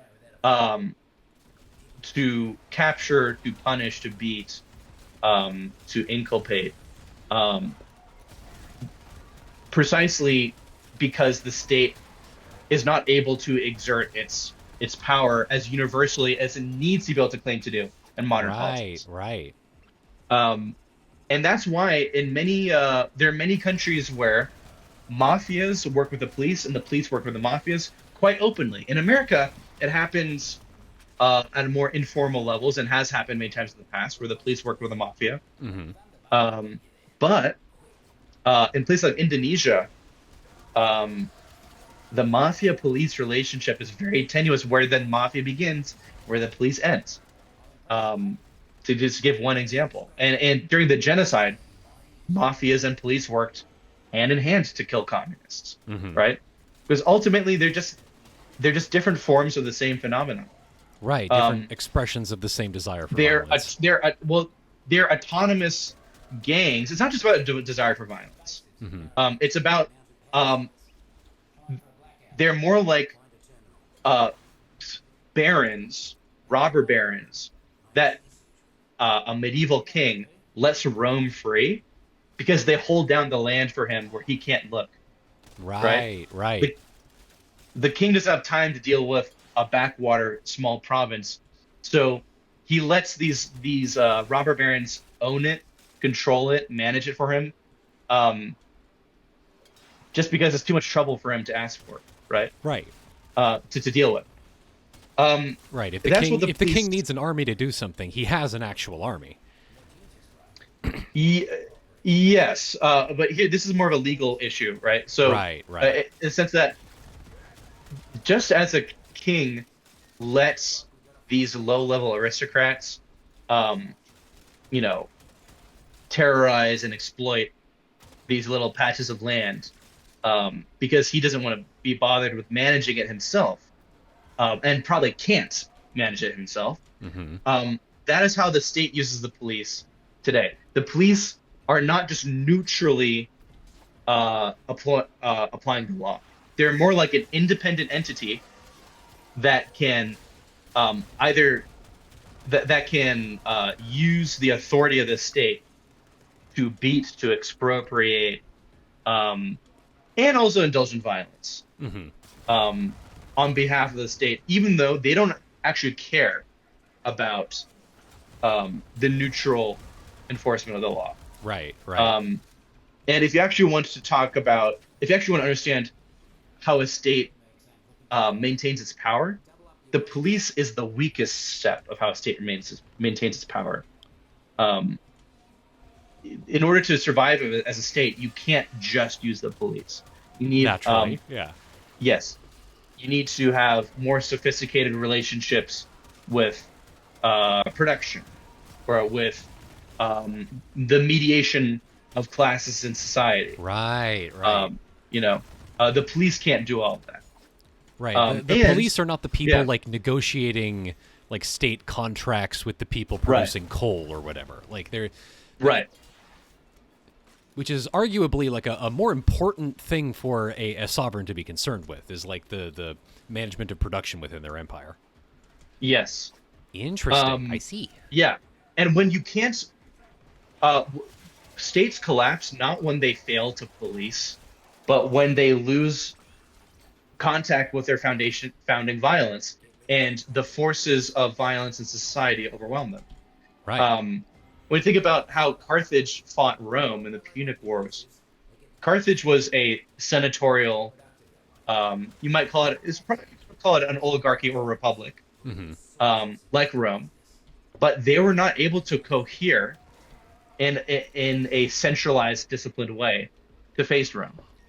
Um, Rome had a much more disciplined um, understanding of had a much more disciplined society, Right. and was much more effectively able to centralize power, even in its limited fashion, compared to Carthage, which never was able to centralize, which is always full of bickering partisans and bickering oligarchs who saw their own interests as more important than that of Carthage. The Barca family was in many ways trying to make Carthage a more unified political entity, but it failed to do so Hmm. because ultimately the national interest of Carthage was not a big enough concern for people to abandon the wealth of their own private families to serve. Whereas Right. Rome did have that. There was an idea of a res publica in Rome that was very strong, a public thing, right? Hmm. Um, that people were able to centralize authority around. And when Carthage, in a sense, was not able to cohere the violence in its political system into one entity, um, and its power cracked and crumbled when it was tested. That's how they lost, right? Hmm. Hmm. Um, and It's it so, because they like yeah, mistook. It seems like what you're saying is like it's because they mistook the actual levers of power for other things yeah, like I guess another example in my mind would be like the Italian liberal centrists like attempting to beat back the tide of rising fascism with electoralism, right? Assuming yeah. that this was the only meaningful lever of power and not the underlying violence of fascism. Yeah, but also, I mean, they were suspicious of the Barca family. They were suspicious of Hannibal as a Hmm. charismatic general. Um, and I think part of why he got recalled from Italy, definitely he was needed elsewhere, but he was also very popular Right. and could have become a Caesar in his own right, you know, if he really wanted to. And ultimately, the interests of the Senate and which is a diffuse political entity, Hmm. won out. Um, and I think that if you look at what the problems in Weimar Germany, one of the reasons the Weimar state was starting to collapse is it didn't really know what it was for, Right.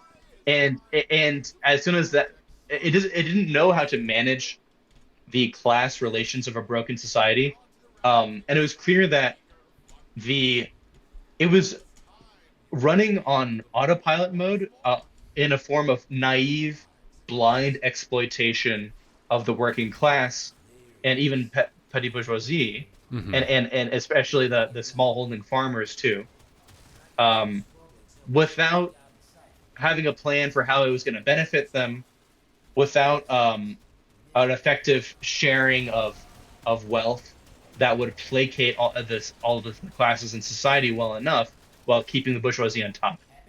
Um, you know, in Germany's glory years, the glory years of Germany, in terms of a dynamic society of rapid development of good to acceptable class relations, would be the 1870s, what the Germans call the founder years. Hmm. It was also a time of rapid. It was a very brief time because there's also a time of rapid speculation, financial speculation in Germany. Yep. But in those times, society was developing very rapidly, and even though workers were being exploited, they were at the same time opportunities were opening up for them in a way where it didn't threaten to destroy Germany.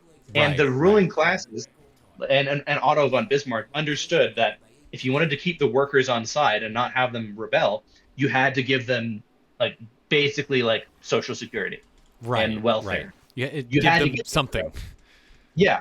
And Bismarck was a conservative, but he understood you had to like throw out some concessions here. Right. He was in touch with the legitimizing violence of the state. Yes.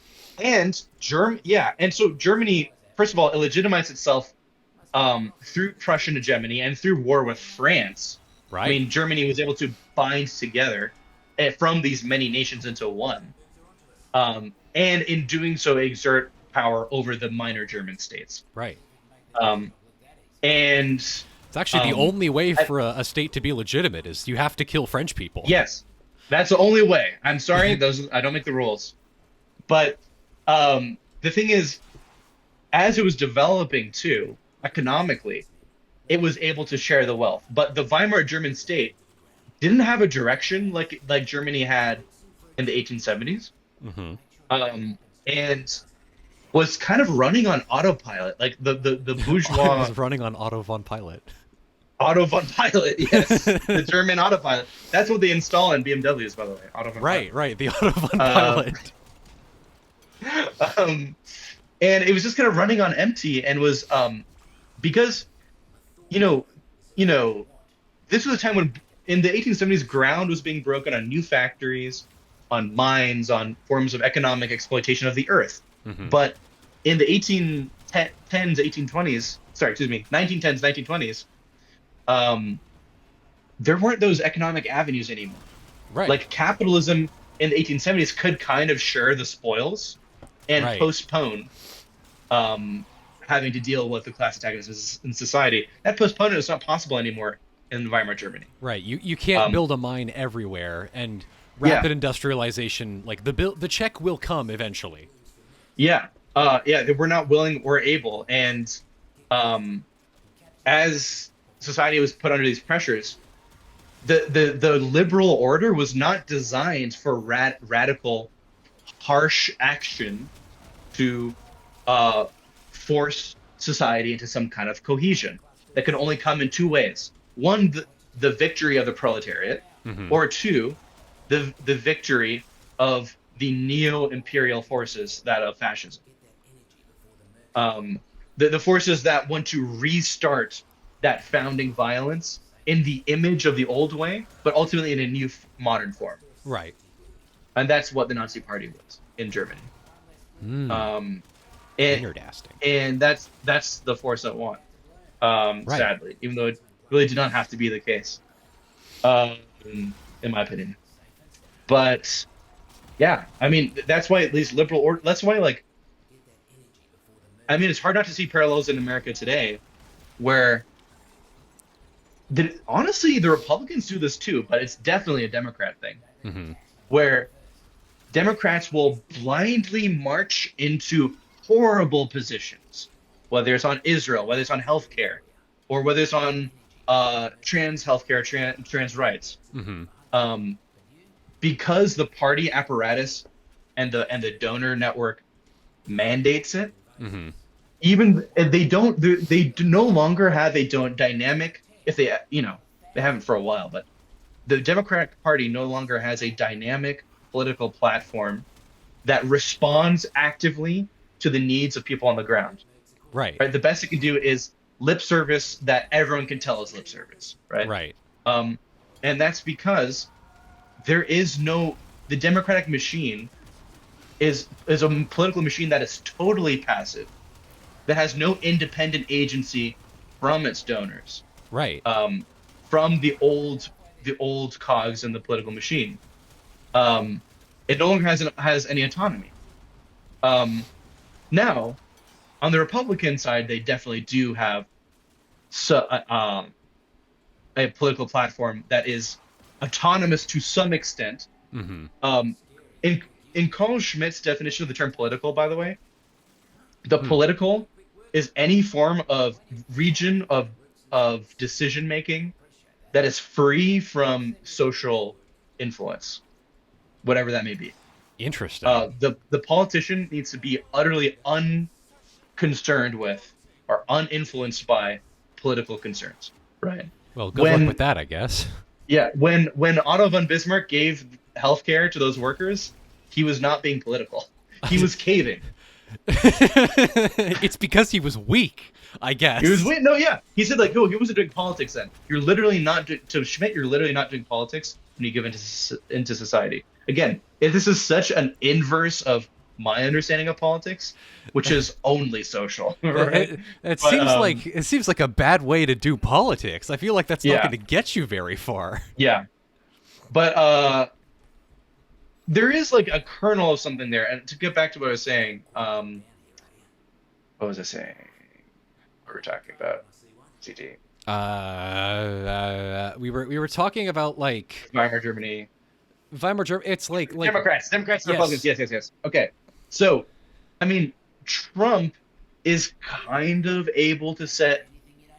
I mean, he is way weaker and way more beholden to donor interests and elite and oligarch interests than many people acknowledge, even on the left. hmm But he is, to an extent, more able than with the Democrats.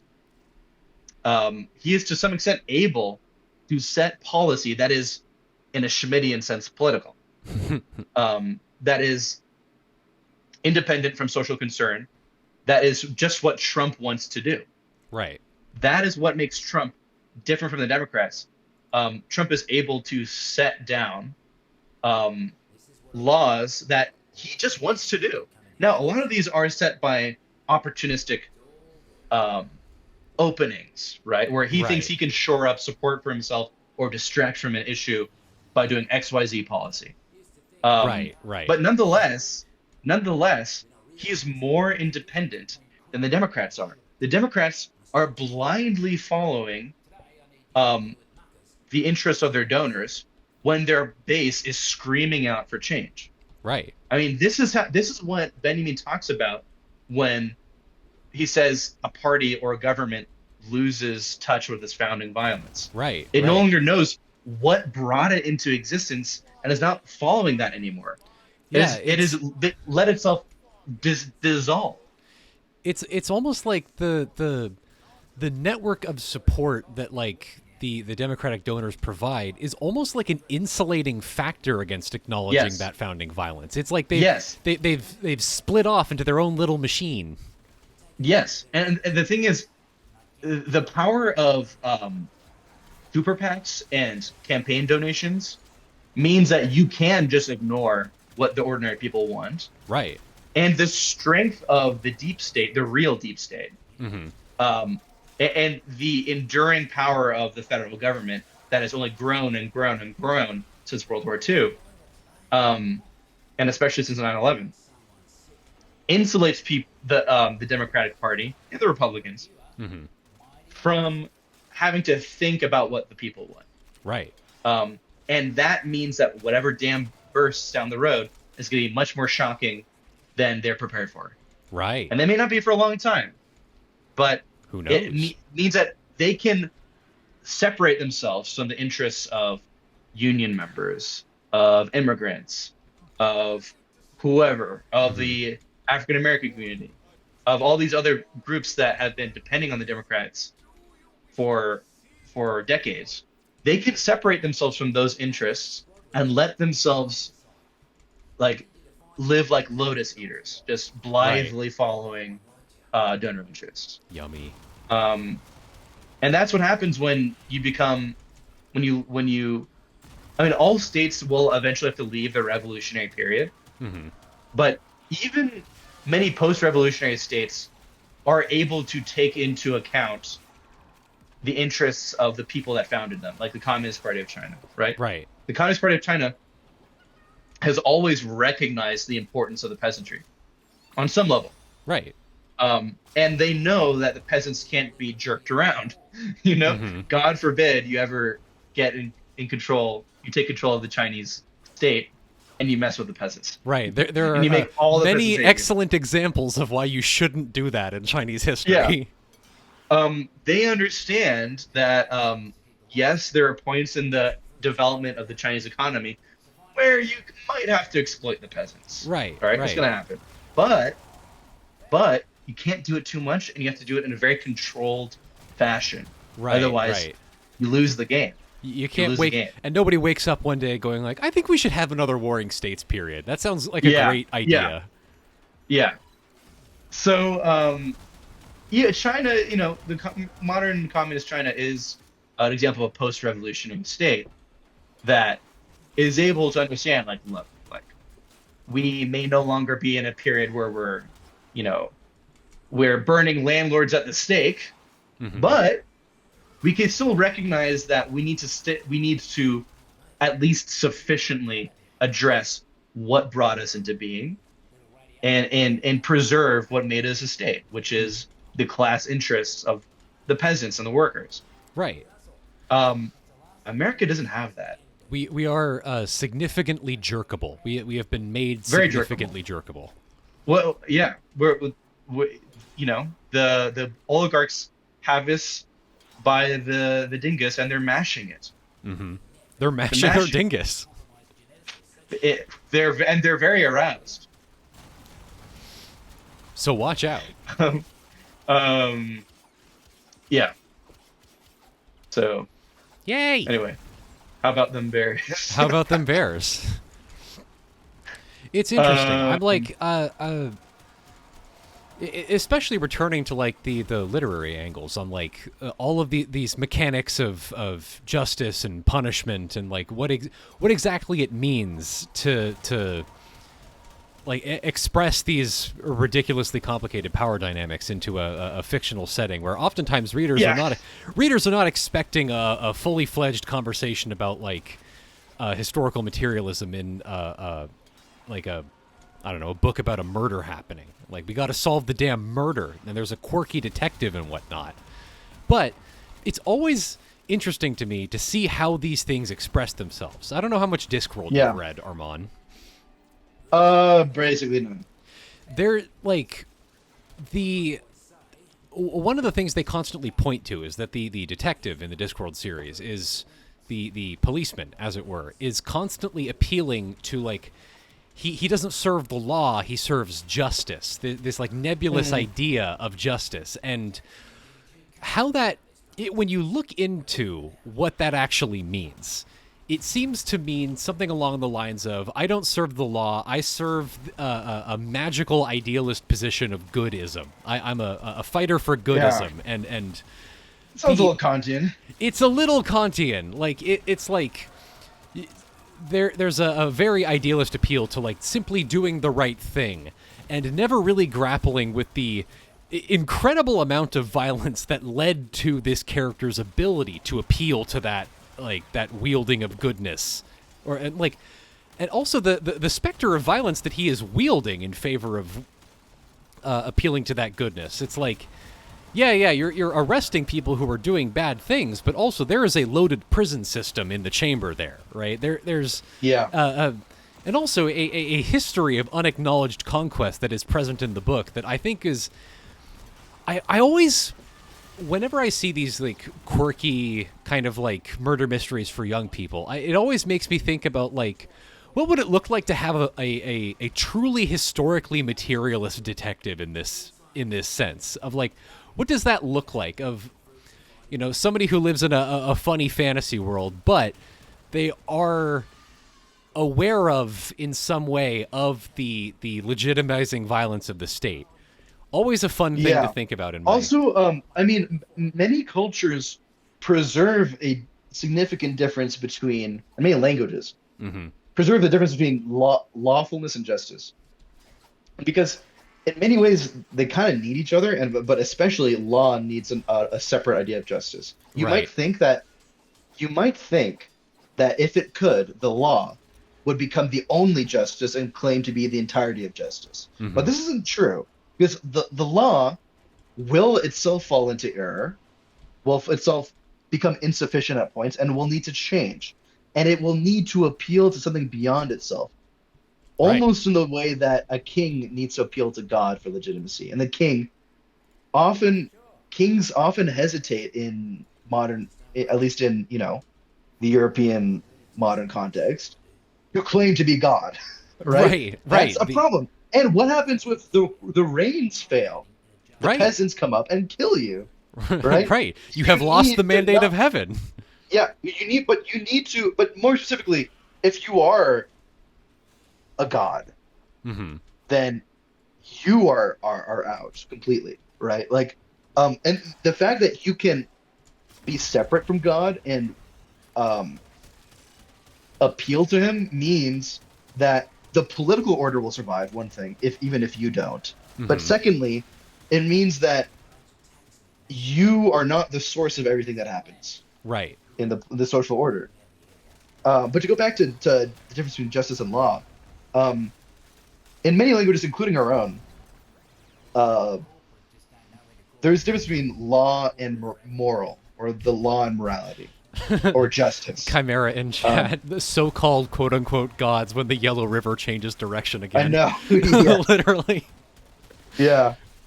Um, So, but in German, I think it is quite similar. I think in German, if there are German chatters there, maybe you can confirm this for me. The word for law and the word for justice are more closely related. Is hmm. anyone able to verify that other? I don't know. But in English, it's certainly different. Like You around world's smallest creature?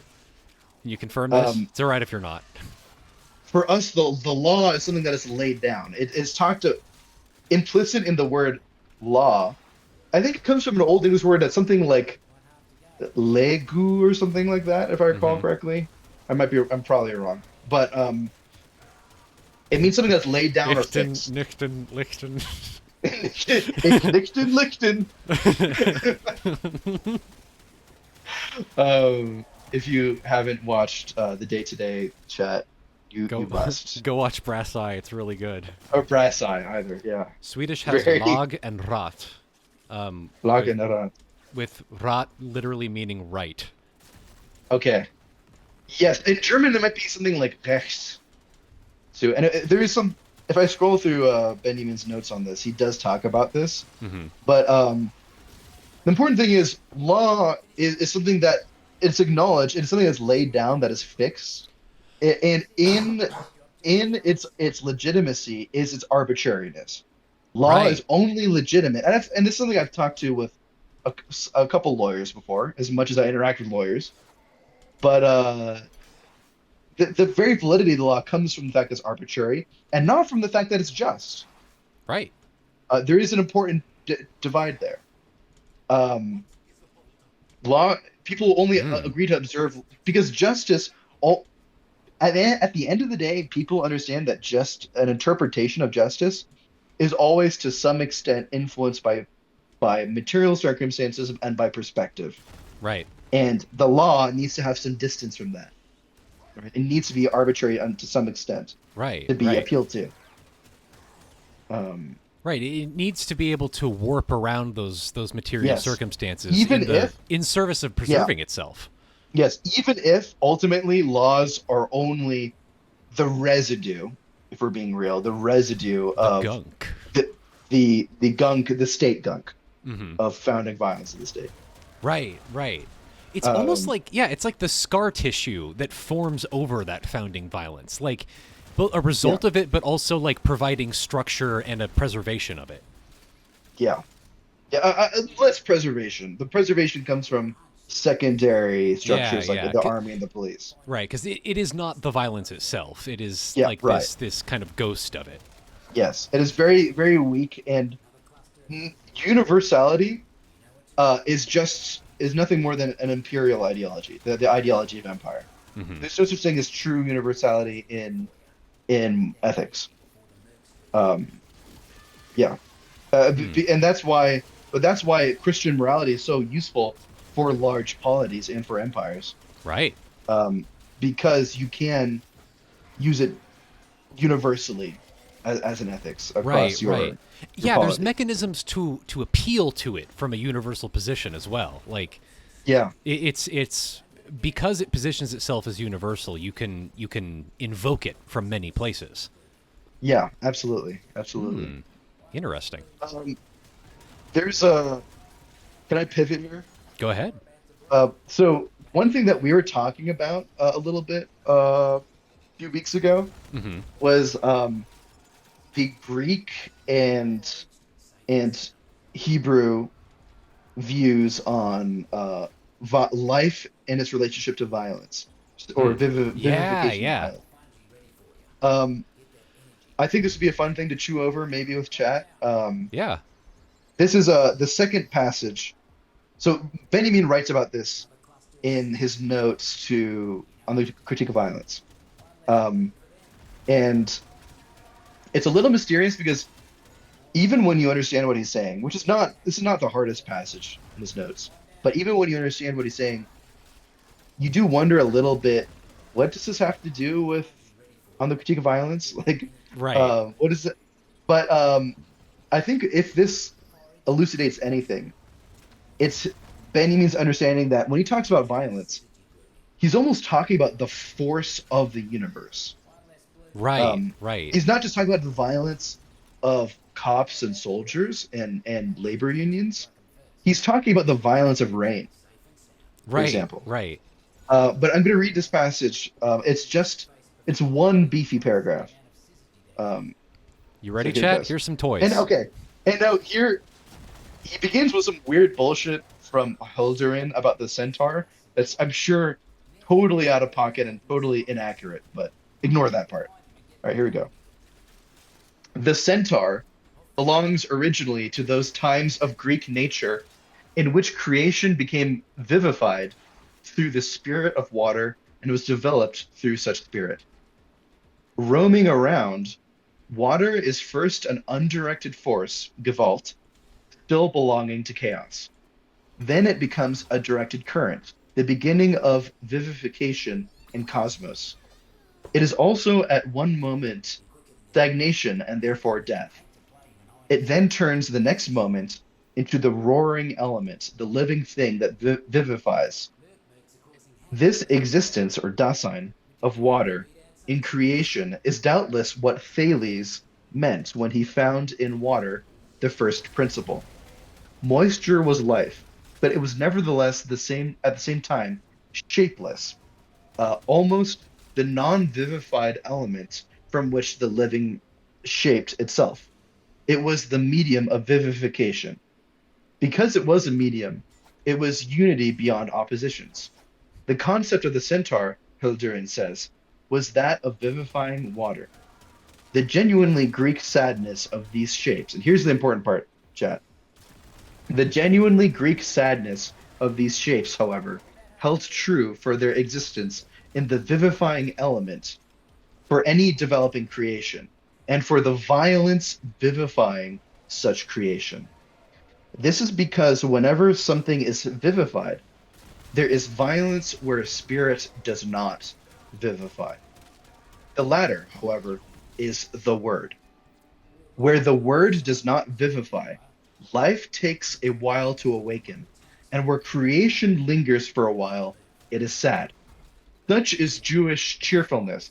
Again, this is the other important part.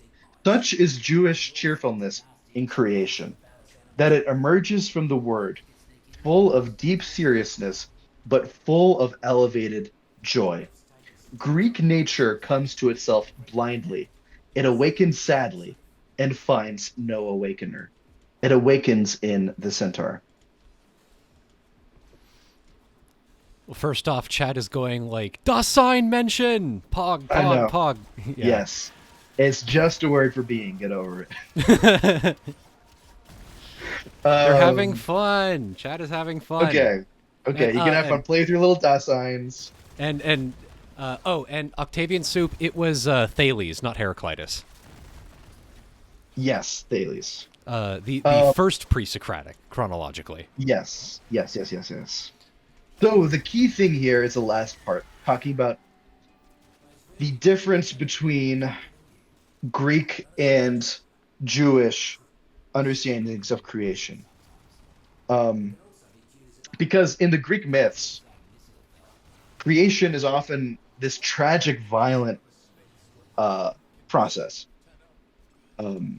and often the result of punishment. One thing that Benjamin discusses in the essay when he finishes it is um, mythic violence in the Greek tradition. Oh yeah, we talked about Um, this. yes. When you, for example, say, I'm a better mother than Hera or whoever will come down and kill all your children, Hmm. right? You immediately do something guilty that inculpates you, and then you are immediately punished for it.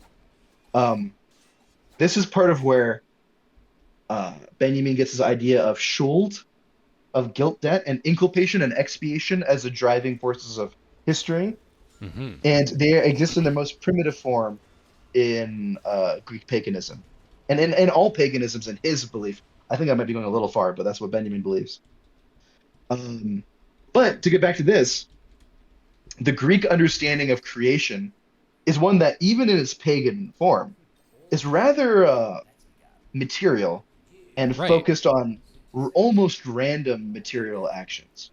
And that's why creation is kind of sad in Greece, in the Greek tradition, Hmm. because um, as Benjamin here portrays it, because um, when one comes to life, when it's brought to being, um, it is done as the mediation of forces of violence in nature.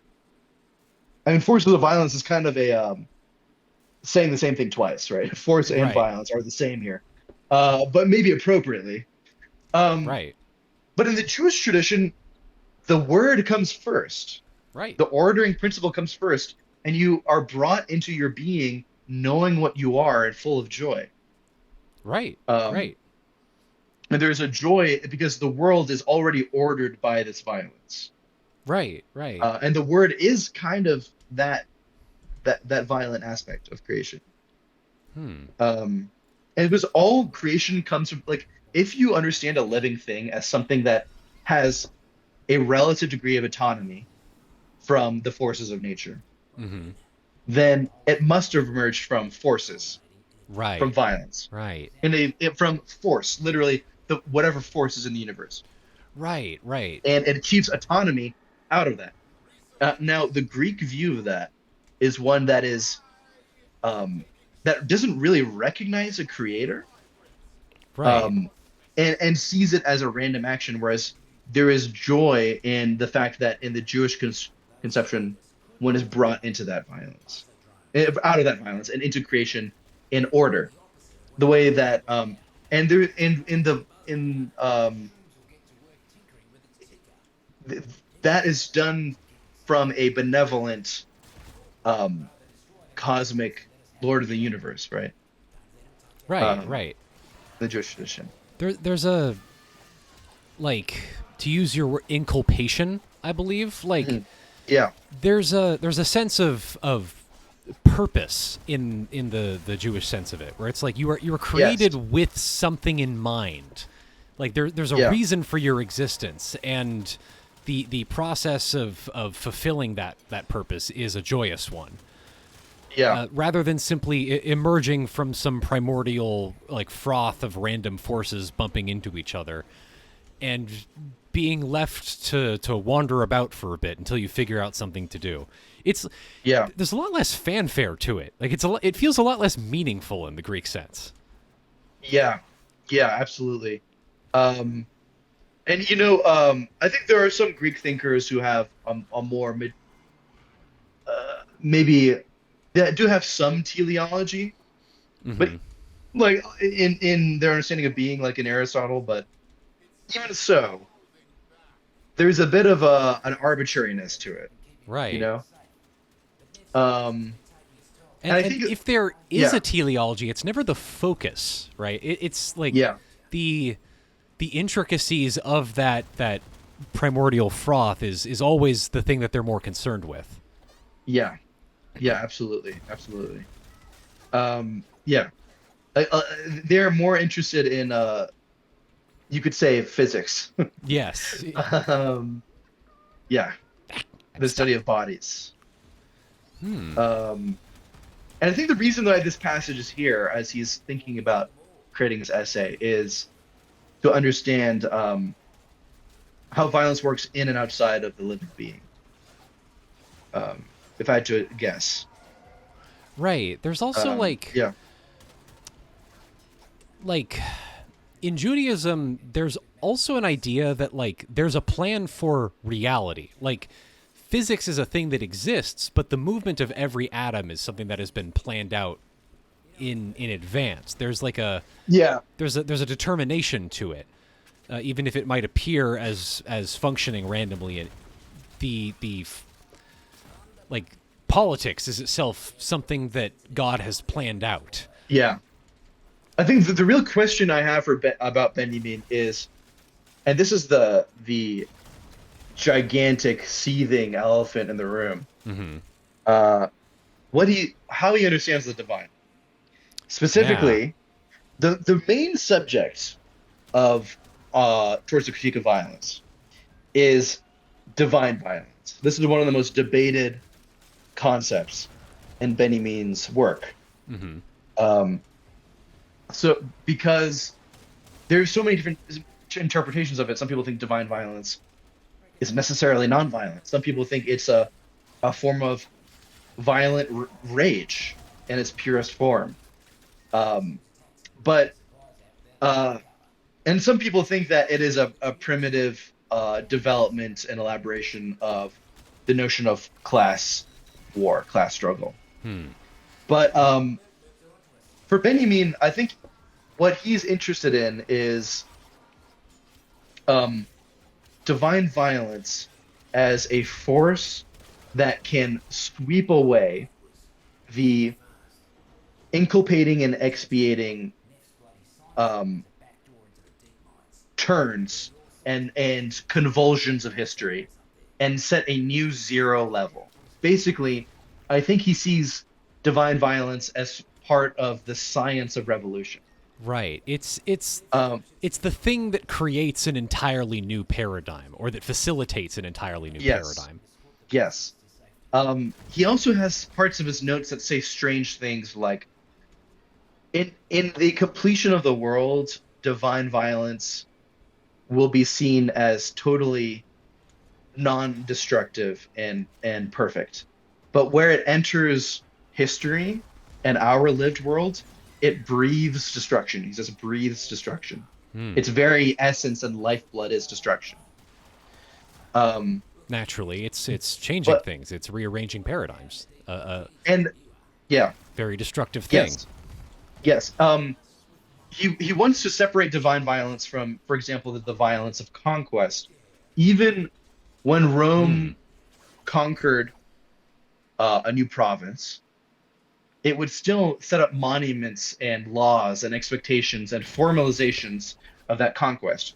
Ultimately, Rome is not, when Rome conquers a new place, it is not truly destroying an order, it's renegotiating an order through violence. Right. Right. It is not the same thing as a revolution. Yeah. You Yeah. know, I see what you mean. I see what you mean. yeah, because even the most brutal dictators will have a peace ceremony Right. when they win a Right. war, right? Even the most autocratic pharaohs of ancient Egypt had peace ceremonies, even if they're humiliating their victims. That's part of the new order. Mm-hmm. Um, but divine violence is different. Divine violence is the violence of revolution Right. that Right. doesn't even acknowledge its enemy. Like, there is no, I mean, there may be monuments and celebrations for the revolution in China today, but there's no monuments to specifically the conquest of the landlords. Right. The landlords are just wiped off the slate of history, Right. Right. um, they're just not even acknowledged. They're gone, Right. right? Yeah. It's not part of the narrative. Like the revolution is the entire narrative. The new order is the narrative, but there is no negotiation or you don't triumph over the landlords. You liquidate them, Right. right? Right. It's like they're simply not it's like instead of it's the difference between like winning a game of chess and like moving pieces around on the board versus like there are no bishops anymore. Like I ate your bishop and it's not a part of the game anymore. Yeah. And so my question is, I mean, I think I have a basic understanding of divine violence. I think I do. I mean, this concept is very difficult. But the question is, what is the divine for Benjamin? Which he never really engages with directly. Yeah. And it's hinted at in bits and pieces, including in this passage. The passage about creation that we just talked about. He clearly doesn't mean it as like actual God. Like I think he's clearly referring to some like the divine there is secondary to the violence. Like the violence is the essence here, but the divine is I think it's describing the magnitude or the scope of the violence in some way. It's not coming from something divine. It's like the violence is itself. Well, here's the thing. The divine. My real question is what I'm talking about? I mean, I'm talking about here the passage about vivification. Right. So divine violence is something that is engaged with extensively in the essay. However, here he's talking about creation. Now, why is he talking about creation? Is it just in order to describe violence better, or is there a notion of divinity at work in his writing on this matter that is important and has its own internal structure that is coherent? Well, creation, that's my question. Creation is inherently divine. Like to make something is inherent. Like that is the most godly act, and when you create something, he's talking about like God. He's talking about here the difference between specifically Greek creation in Greek tradition and creation in Jewish tradition. Right. That's the real thing. So in his discussion of Jewish creation, the Jewish understanding of creation is brought about through God, as you say. Only God can truly create something new, and that is a divine act, right? But it is one that is joyful in its divinity, and in creation you recognize the spark of divinity in a sense. Spark might be the wrong word, but you get what I'm saying. Right. The question is, why does he care to mention this now in the context of violence? Because is this a mirror concept of the idea of divine violence, or is it totally incidental? You see what I'm saying? Is he leaning towards one or the other being like more because correct? They're totally different, right? Yeah. And divine violence is a nullifying historical force. This creation is a very quotidian understanding of creation. Right. But then the question is the creation he's talking about all creation, like when a child is born? Or is he talking about when a species is brought into the world for the first time at the dawn of history, at the age of Adam? Right? Yeah. And again, these are just Protean first thoughts. He's clearly working through his idea of what violence is. Right. And he doesn't elaborate them for our benefit. And we're lucky that he writes them so clearly at all. Because there are other passages where it really is just like words jotted down with lines drawn between them. And it is much more difficult, though tantalizing. There's this other section in section 8, ethics applied to history, which we talked about earlier. He does a little bit of that where like you do want to ask like, what does he mean by this? Like he has a section that reads like section A, pure ethics, doctrine of freedom. Applied ethics, 1, history, doctrine of revolution. 2, state, doctrine of anarchy. B, pure philosophy of law. Applied philosophy of law. 1, history, doctrine of world history's development. 2, doctrine of domination, monarchy slash democracy. It's like, okay, I can. It's tempting to interpret, but I feel like it's going I'm to activate my sleeper cell programming. yeah, yeah. There are also other things that are very tempting, like this one parallelism. Yes, here, the rebel, the historical individual, the ruler, the historical person. What does he mean by that? I have no clue. By the way, that's right before the morality is a stupid tautology section. Right, Um, right. Yeah. Interesting. Well, it's Yeah. been nearly 2 hours now. I think it's about Yeah. time for final thoughts before you want to go. Yeah. Chat. I have no idea. I have not been looking at chat at all. That's okay. I have. So They've been having fun. okay, Lot that's of good. things to chew on. Yeah. What about you, Chad? Any final questions before we wrap up for the evening? Guess it's not quite the evening yet. Are you more of a Greek or a Jew? Start a poll. I don't know how to start polls on Twitch. Okay. Which is better, Jewish creation or Greek creation? Vote now on your phones. Are you a centaur or are you a German? I don't know. I don't know. The Tommy Gun cultist, I feel like Ulysses Orc right now. Concrete After Rain came to DAOC for CT, stayed for Armand. Let's see.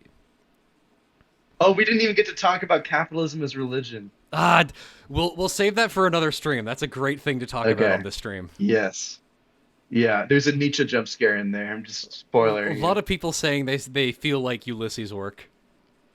But that's good. That means that you're learning things. It means that you're being Yay. exposed to new and complex things that you don't really know how to handle yet. Maybe we can bring in some more fun stuff next time, like Kafka's horny diary entries. Yes, yes. That's by the way, if anyone wants to if chat wants to dox me and send me a Christmas present, I would like Kafka's the new Shockin edition of his diaries. I've not finished them, so Ooh. yeah, All right, let's put that chat. in the universe. This is definitely a higher level stream, but a very enjoyable one still. Still don't understand half the stuff you guys were talking about, but I understand enough to know that it's fine. Concrete After Rain, I understand everything perfectly on account of being the understander.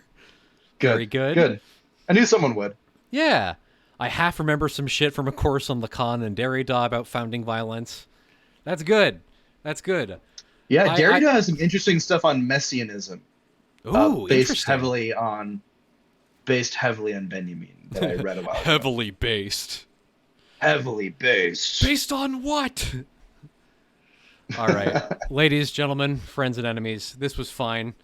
If you really want to do some more turbo intellectual shit, we can we'll do this again sometime. Yeah. Maybe you could choose a couple topics that are a little less. I mean, I was just going full cylinders. I mean, but, literally, like, any time that you and I get together to talk about intellectual shit, this just happens. Like, I'm not gonna try and structure our natural flow. Yeah. This will just happen again. But that's half the fun. Yeah. We should throw out some treats though. Yeah. We Every once should in a while. give chat some fun things to chew on. Let's see who's live on Yeah. Twitch right now. Da-da-da. Let's see. Anyone live on Twitch? No one that I. Oh yeah, but go ahead and read Cavafy though. Cavafy is Yes. that is. I mean, I think Kafka is very accessible, and if you're confused, that's the point. That's a good thing about Kafka. If I want to leave some reading recommendations here, the good thing about Kafka is that if you're confused, that's part of the experience, and you're not failing to read Kafka. You're doing Kafka. a good job. Yeah, Kafka wants you to read it like you're having a dream. You're gonna basically. win. You're gonna win at Kafka. And the other very accessible person that we mentioned today is Cavafy, Constantine Cavafy. Mm-hmm. He is just such a pleasure to read. I mean, really, he does feel like he is a lot like reading Kafka's diaries. It does feel like you're kind of talking to a friend when you read him. Right. It's just, and it is a very life affirming poet. I just really enjoy his work. Yay! Go forth and be intellectual, everyone. I will catch you again Yay. on Friday for Philosophy Friday. Should be a little easier to follow along, but don't get complacent. Always be learning. Bye, everyone. Well, bye.